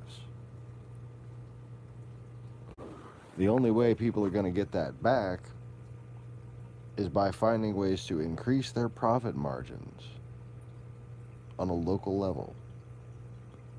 And you got to do this through increased service, through increased customer satisfaction.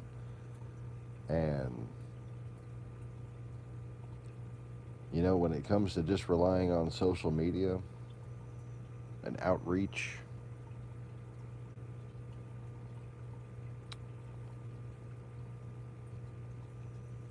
good luck.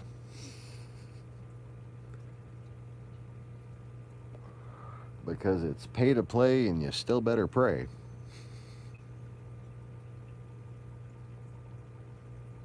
But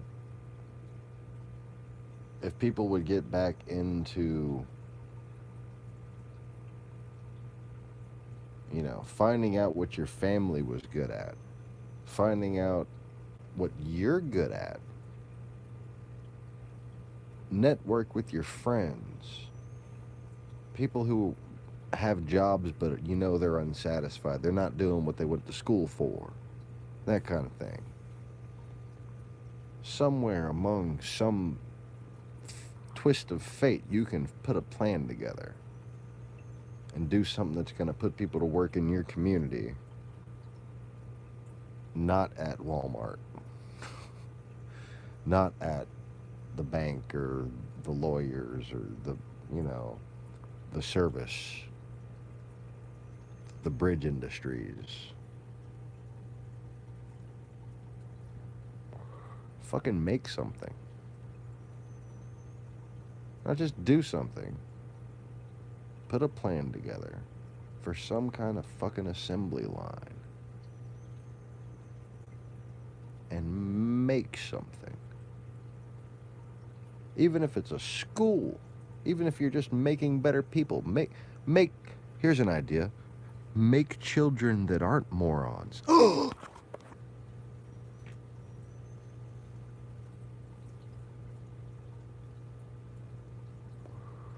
You know, a product is a product. And even if it comes to a service product, like karate lessons, guitar lessons, at least do something that's not already there. You know? Don't go and compete with somebody in a small town who's already got one fucking business, you know?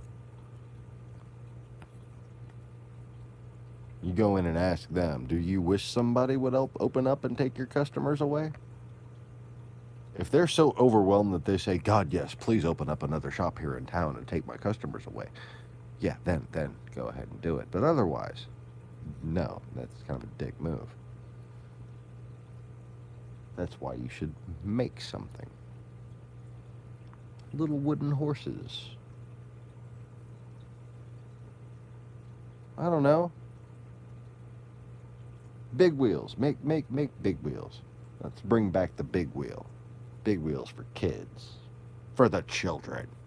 So they can run over people's toes and shit, you know.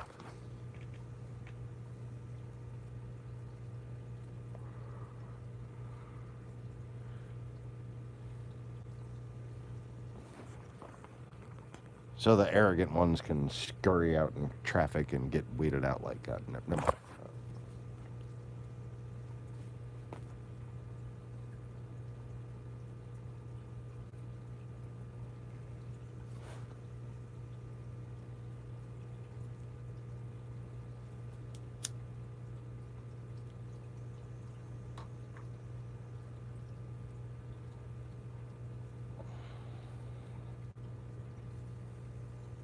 Think of the town that you live in, if you live in a small town. If you live in a big city, think of the big city that you live in. Think of what they take pride in.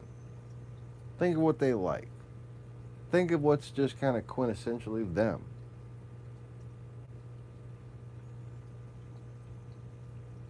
Blend that with you. Build something. Make something. Offer something.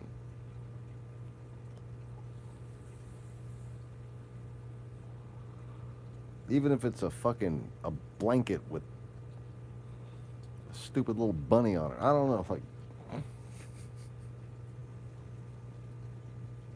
my town really likes stupid little bunnies, so I'm gonna make blankets with stupid little bunnies on it because I come from Bunnyville or whatever. I don't know. My name is Rukia Kukachi. Kuchiki Kuku Kachu.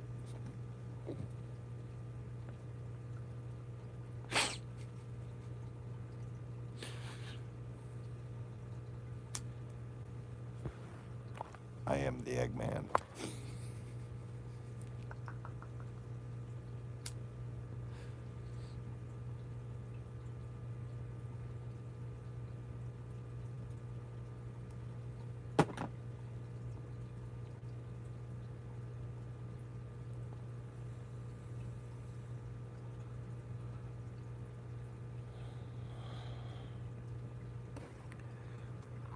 I don't remember where I was when I first heard the Beatles.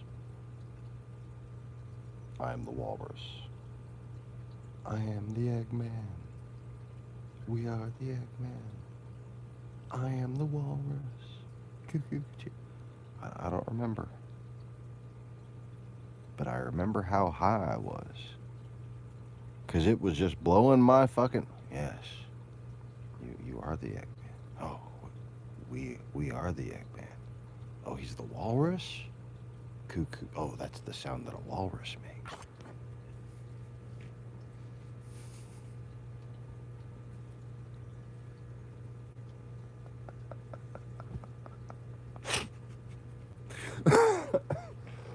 I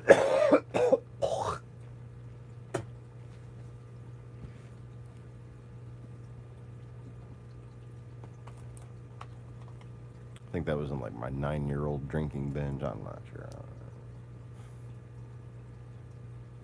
Because,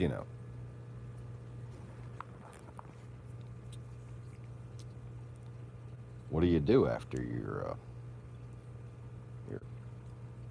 parents put you in a little kiddie asylum with your sister for depression and alcoholism after only having really drank once? And, depression.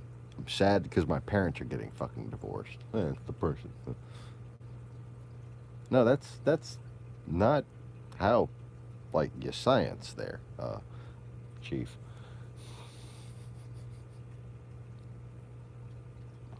But what do you do when you get out of a treatment center for alcoholism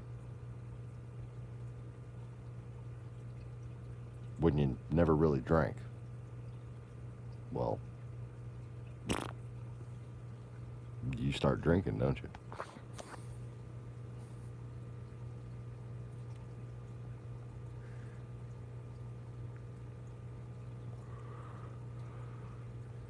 I turned 9 years old in that bitch, I think.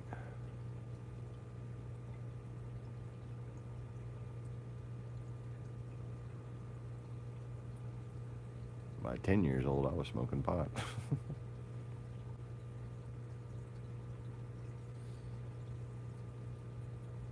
Good job, DARE program.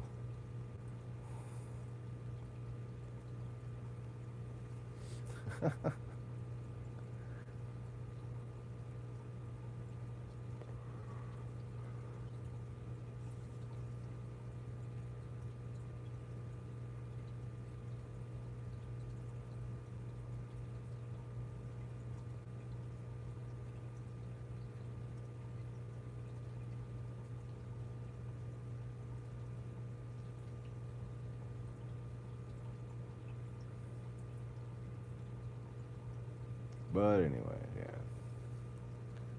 I quit drinking about probably the age of 17.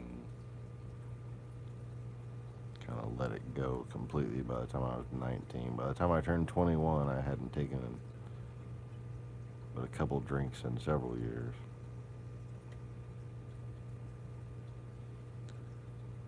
And was staying with Nathan Hawks, the founder of WarOnLord.org, and Ashley at the time, and they had insisted, because it was old, because Ashley was all, it's got to be like old times. You can't turn 21 without having some kind of Iggy Boo,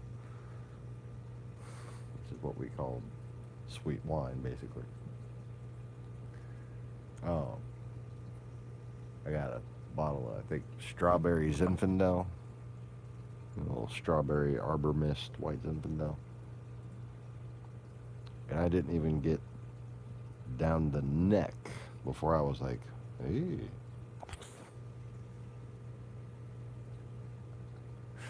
Just tipsy as shit here. Y'all can have the rest. I'm good. A lightweight.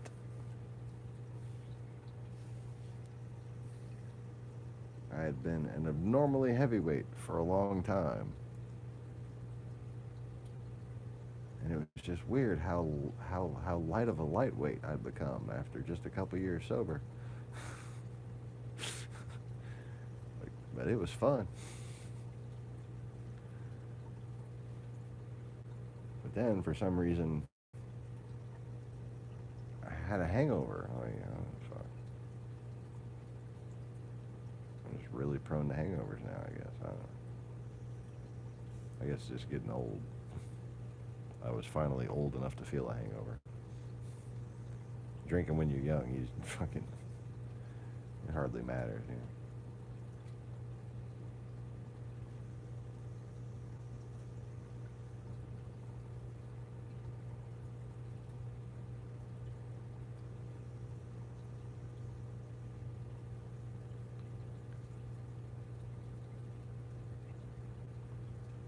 Anyways.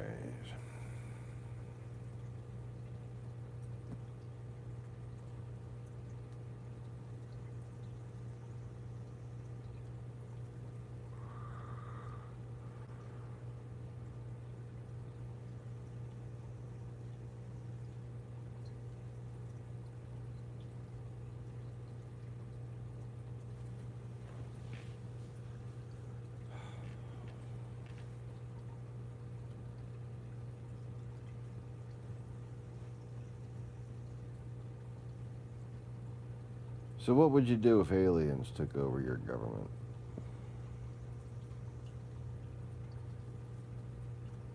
Would you expect the military to take it back for you? I would hope so.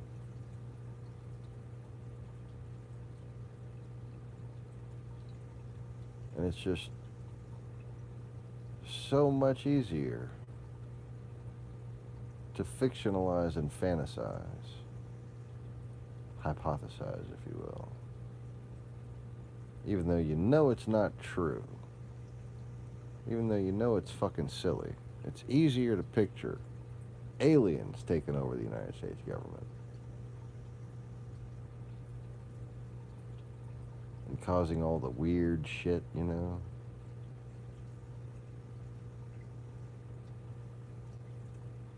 Than to think that the Russians were behind that, as well as being behind the psychological manipulation responsible for making it so easy to picture aliens and so difficult to picture them as being behind it.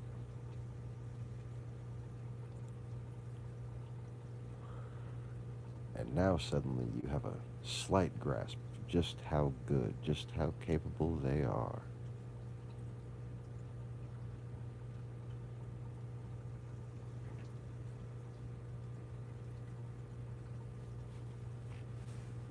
And that they've been at this for a very long time. While we were completely clueless, and then some.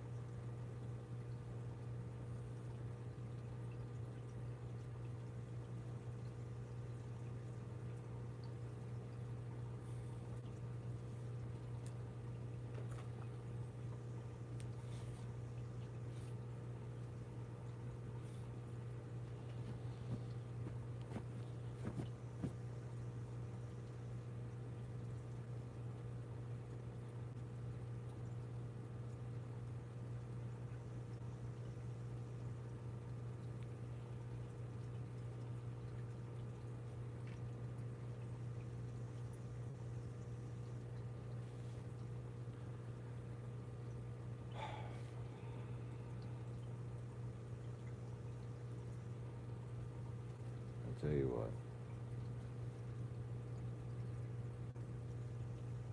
It's fucking horrifying.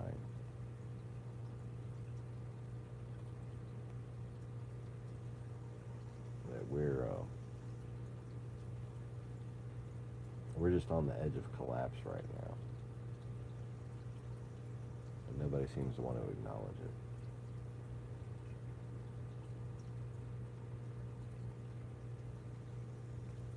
People are only just going to keep reporting to work without pay for so long.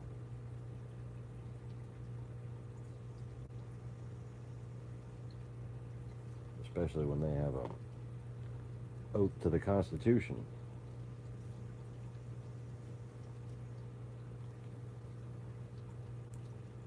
And the people that seem to be holding their paychecks, well, they also took oaths to the Constitution. And they seem to be disregarding their oaths.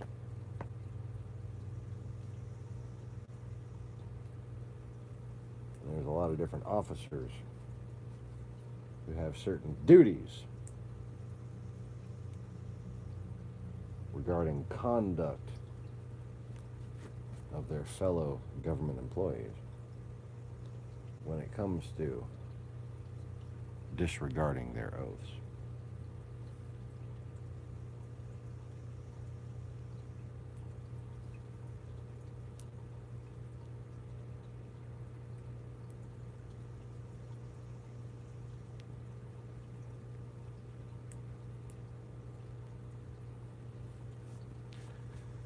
And eventually,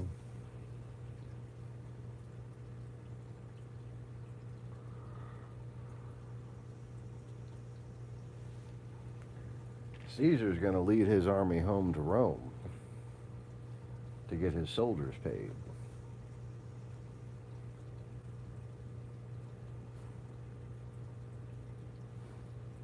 And then what happens to Rome? Irreparable damage.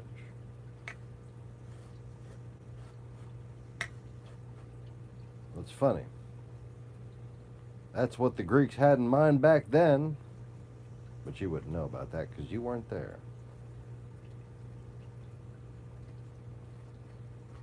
And that's what seemed to me the same people, the same Parthians,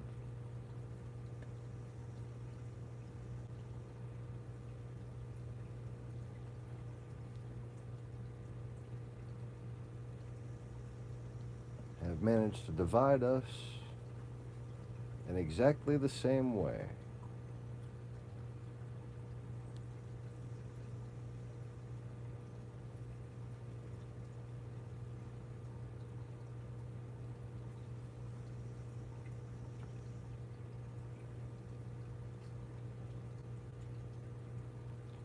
And in doing so, they've shown how much they fear prophecy, I suppose.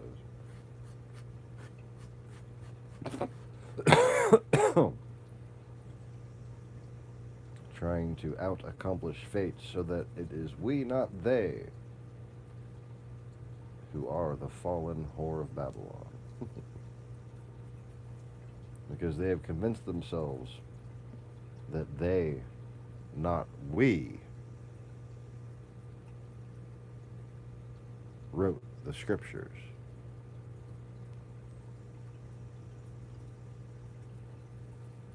They don't seem to remember. We were all slaves when the Lord delivered us from Egypt.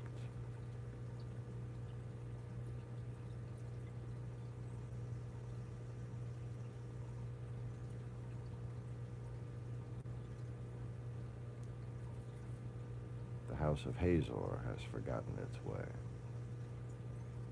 The house of Judah has forgotten its way.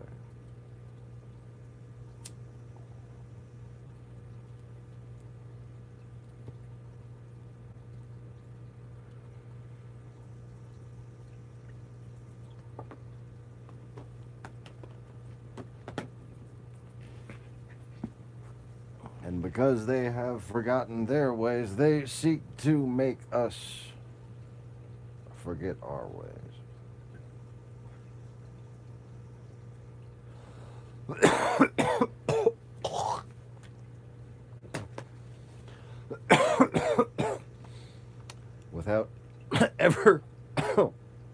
Without ever taking full stock of the world that they'd be building for themselves.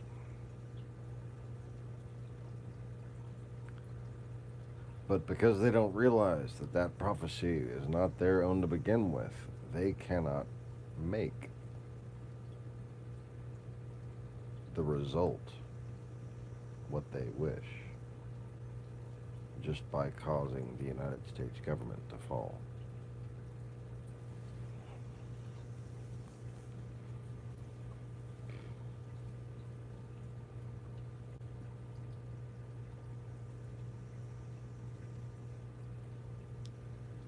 They can't even delay the inevitable.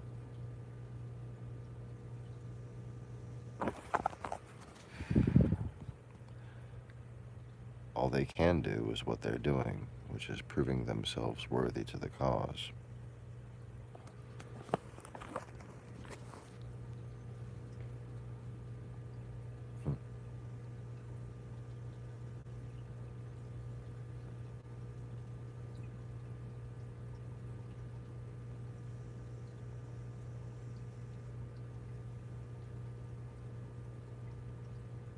And it's not as though I did not warn them of exactly that. Have I not said all along, even since before they carried out this attack, when I warned them that they should not do it?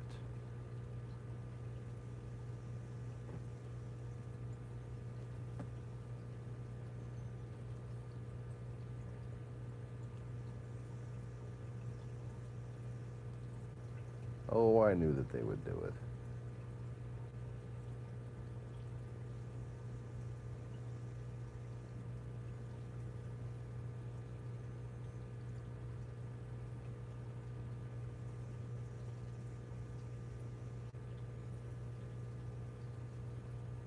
And at once when they had, I knew that they had finally earned that fate. That I had tried to plead with them that they weren't realizing that I was trying to save them from.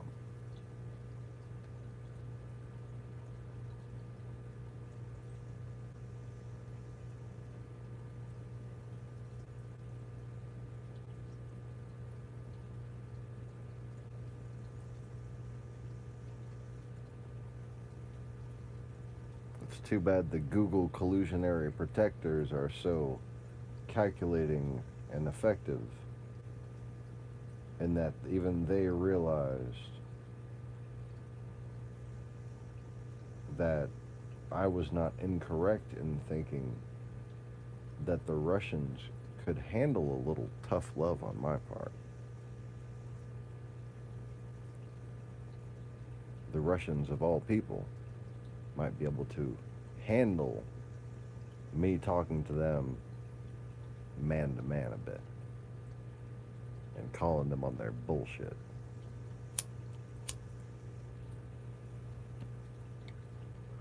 The Google collusionists troll monitoring handles understand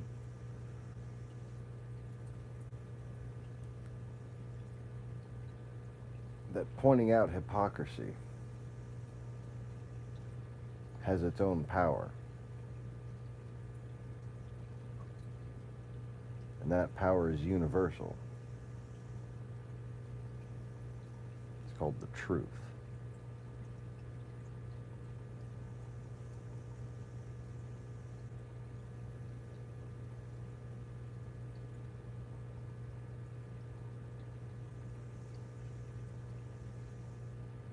People don't want to believe things that are incorrect. People don't want to be proven wrong and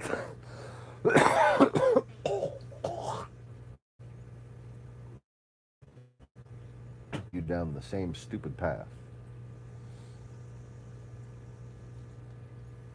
People don't want to be made to realize something and have to continue to repeat actions that contradict them. People don't like to be hypocrites.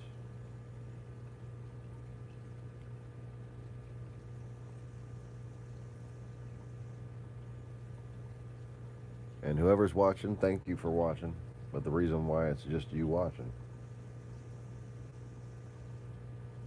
is because Google is an agent of division.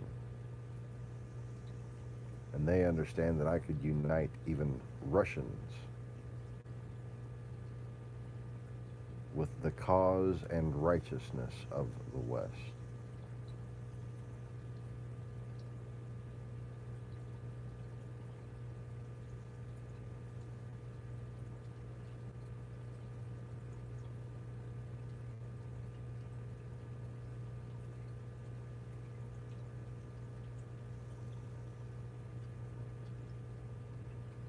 You know, I'm the one man who can speak to the Russians of how fucking stupid and baby-like Westerners are. And at the same time, I can speak to the Chinese of what honor should be.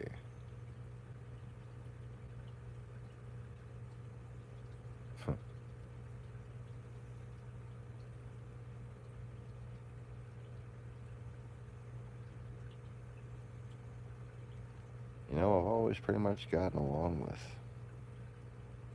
all the different little groups of people, no matter where I went.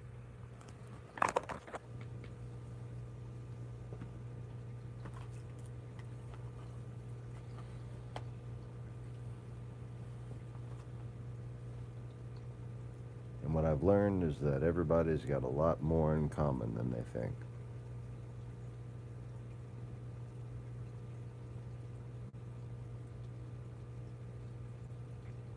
And the people that want us, the workers, the doers, the thinkers, the dreamers, the ones who aren't spending their days trying to take advantage of other people,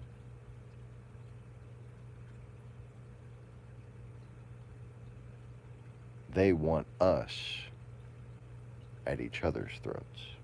They want us to mistrust each other, but it's really them.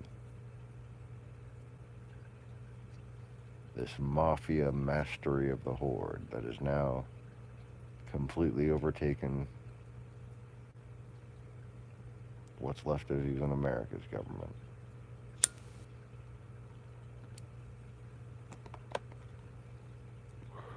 Man, just like what a good checker sweep, you know, like hadn't even finished. Couldn't even get Farage in Britain. Had to settle for May. And May kind of caught on.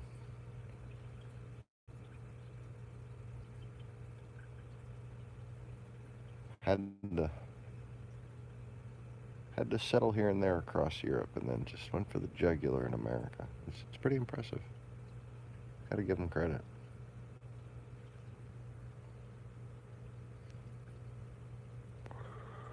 I mean, it's kind of creepy to obsess over something like that for so long, but, you know, when all of your so-called political justifications are nothing but bullshit, and it's actually just about money and advantage and greed and whatnot, I guess it's a lot more understandable. It's then additionally a lot more creepy how somebody could plan out so much and mask it as revenge and honor and national security and whatnot so sinisterly just because they're that fucking greedy. Wow.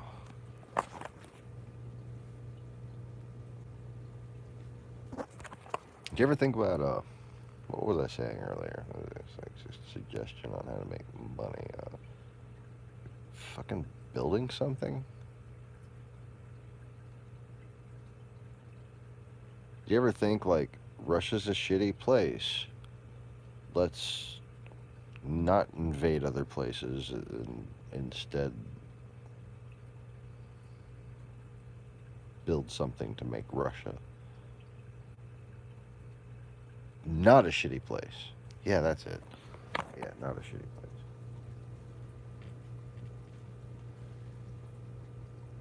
No, we're just gonna invade other shit instead.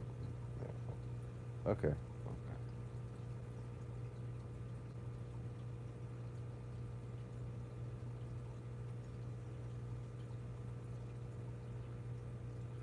Guess they ran out of skis or something. Huh?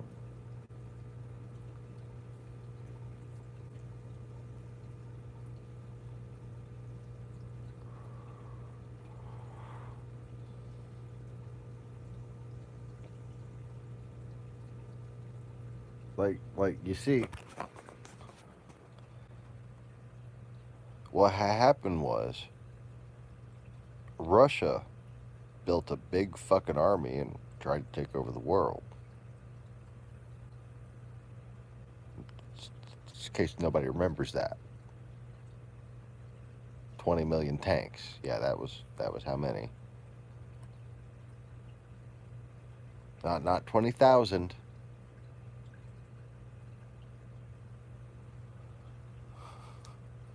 Not 200,000.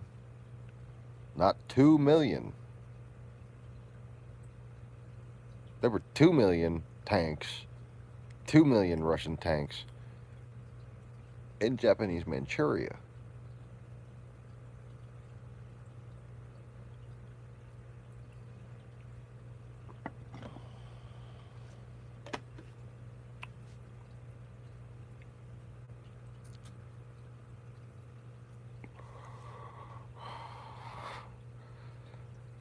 $4 million in North Korea, 6 million in Siberia, and they still had 2 million more on that side of the theater to send to help Mao.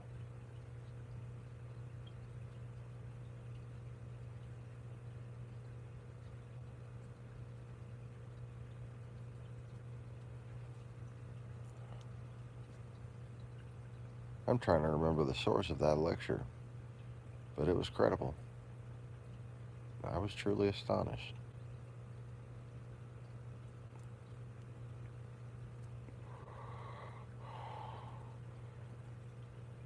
And they had ranging between 8 and 12 million tanks in the European theater.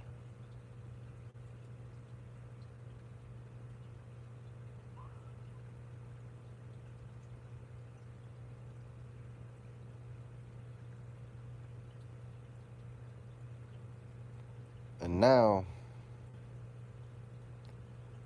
they've got a shit ton of tanks and non-commissioned tanks and out-of-service tanks, and basically tanks that are owned independently by retired people. But those people also invade Ukraine and shit. Like apparently, they don't count on the whole tank register when we compare. Like when you see the number of tanks we have compared to the number of tanks they don't count those tanks. You know, the ones that invaded fucking Ukraine. No, they don't count those tanks. Those were just army surplus, private civilian-owned tanks. Supposedly you can't have a gun in Russia, but you can have a tank.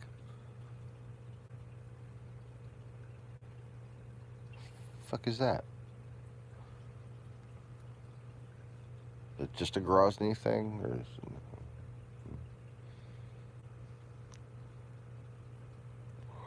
But then again, if the motherfuckers in Grozny want to own tanks, you know, what are you really going to do about it?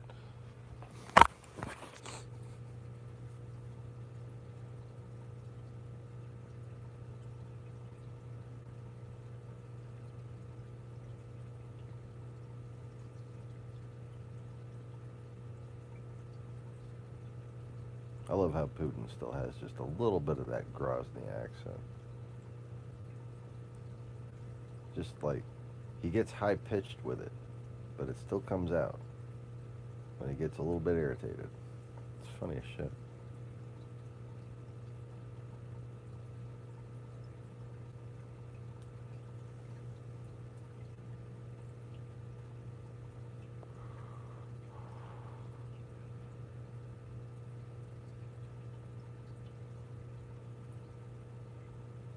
Yeah, but he's not officially from there, is he? Oh, yeah.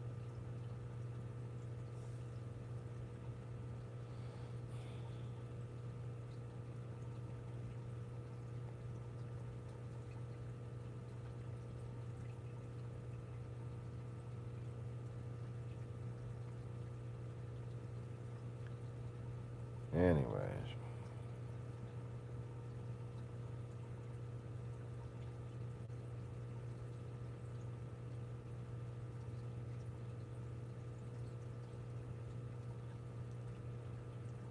So here's the deal, folks.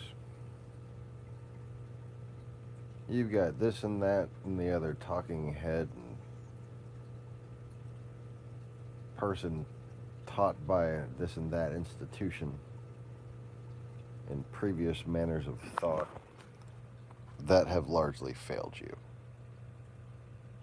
We can go back to these old things, or we can actually take a look at what went wrong with Christianity, because in our founding documents, there's this G word.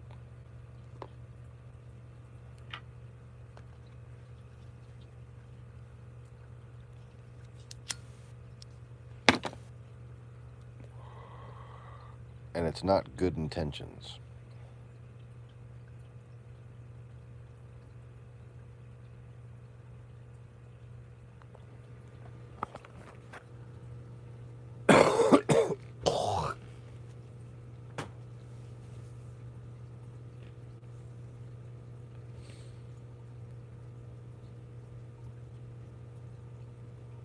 And what you have to realize is that it is also the responsibility of our government and our citizens to resist the attacks and influences of foreign powers. Whether we understand the threat or not, whether we understand the effects of a psychological warfare campaign or not, we need to learn how to better recognize this, and we should have better recognized this in the past. But because we failed to, we allowed Christianity to become mutated into some sort of unrecognizable mutant thing.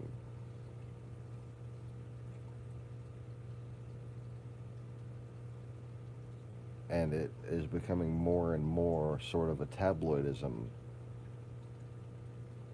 as reference to the criminals among it,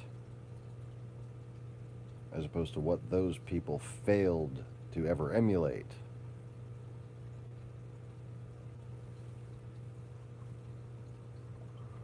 And you cannot have a society that has allowed religion to be destroyed for the sake of so few and promoted so many voices marginalizing and propagandizing against religion itself, against belief itself, against spirituality, against Christianity itself, against God.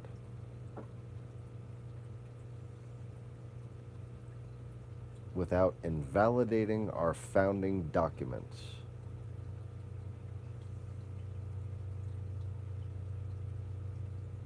And thereby eliminating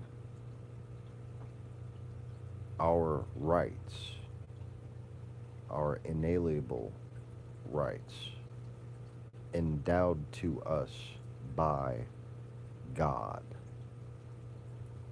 Our government is founded upon a recognition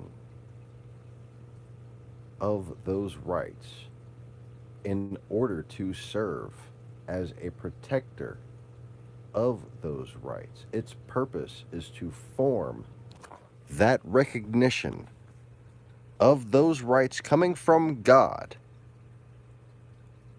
to form a more perfect union. That's the basis of this country. We can't just keep fucking around and letting that be assaulted. Because when it all comes down to it, the reason why the Russians target Christianity, real, true, spiritual connection to God, in any form, why they amplify the hypocrites, why they amplify the persecutory atheists, it's because without the legitimacy of faith, our Constitution, our system of government itself collapses. Not just as a matter of some legal realization. I'm talking about what's happening right now. Our founding fathers were that wise. God is that wise. That these things are inexorably tied together. But there still might come a day when the Constitution is nullified because of these persecutionists that have been allowed to only be opposed by what is now known as a Trumpist. Because the two faces of Christianity are Donald Trump supporters with their red hats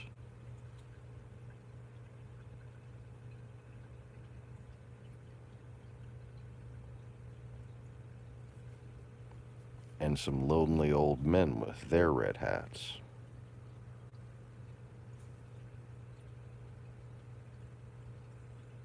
Those aren't some good faces.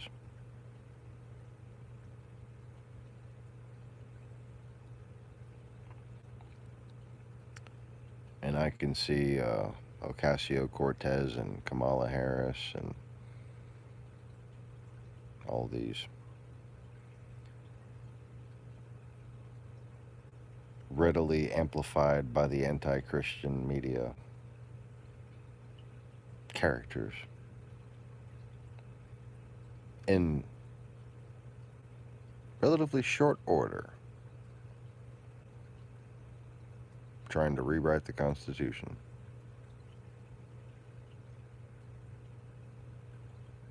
And then your rights in this country, well, they'll just be a matter of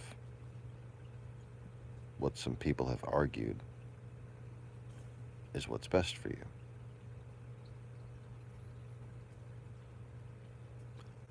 I, for one, prefer that my rights be considered as given to me by God. Just from a purely human perspective,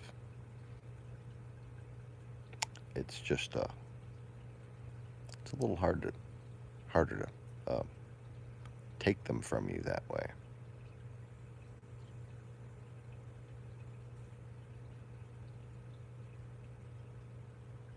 You see, for everybody to have the same rights, you have to have that other line in there. All men are created equal. Yeah, so no matter what seeming advantage you think you have, in God's eyes, you're equal. So you have equal rights and privileges under the law. Without that system, shouldn't better people have more rights?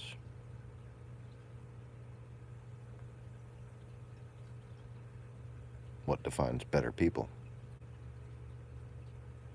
Eventually, somebody's gonna make the case.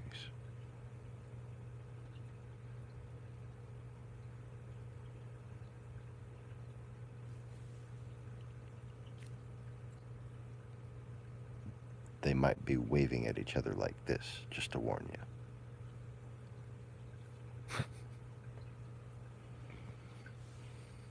And walking like this. Anyway.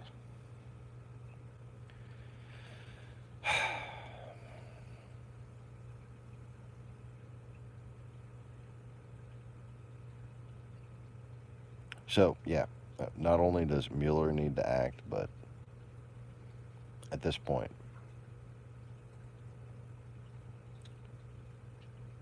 if people don't start prioritizing what it means to be American, what it means to be a traitor, what it means to have our values in common here, what it means for a congressperson to have been brainwashed and be working against the best interest of this country. We need to all be focused on this and talk about immigration and these other issues from a standpoint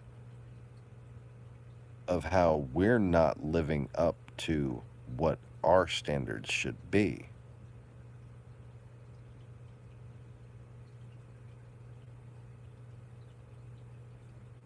Try speaking other people's language.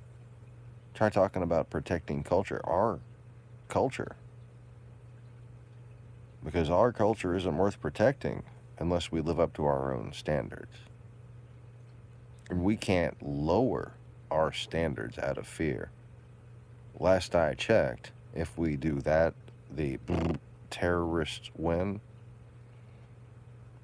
So why do all these people seem to want the terrorists to win?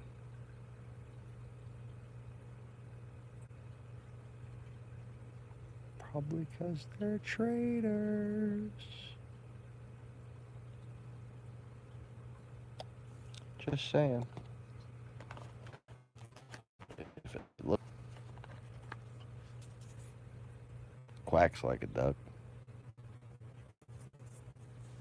has little web feet, it must be a Veer. What's one of those earth creatures? Cats. Yes, must be a cat. So just, yeah, whatever.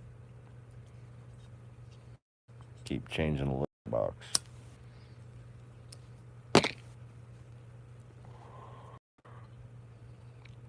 And keep telling yourself that the cats are going to chase the burglars away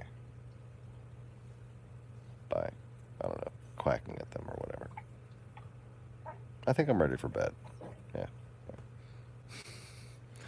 Anyways, thanks for watching, whoever watched, and whoever watches in the future. And as always, don't forget to click the like button and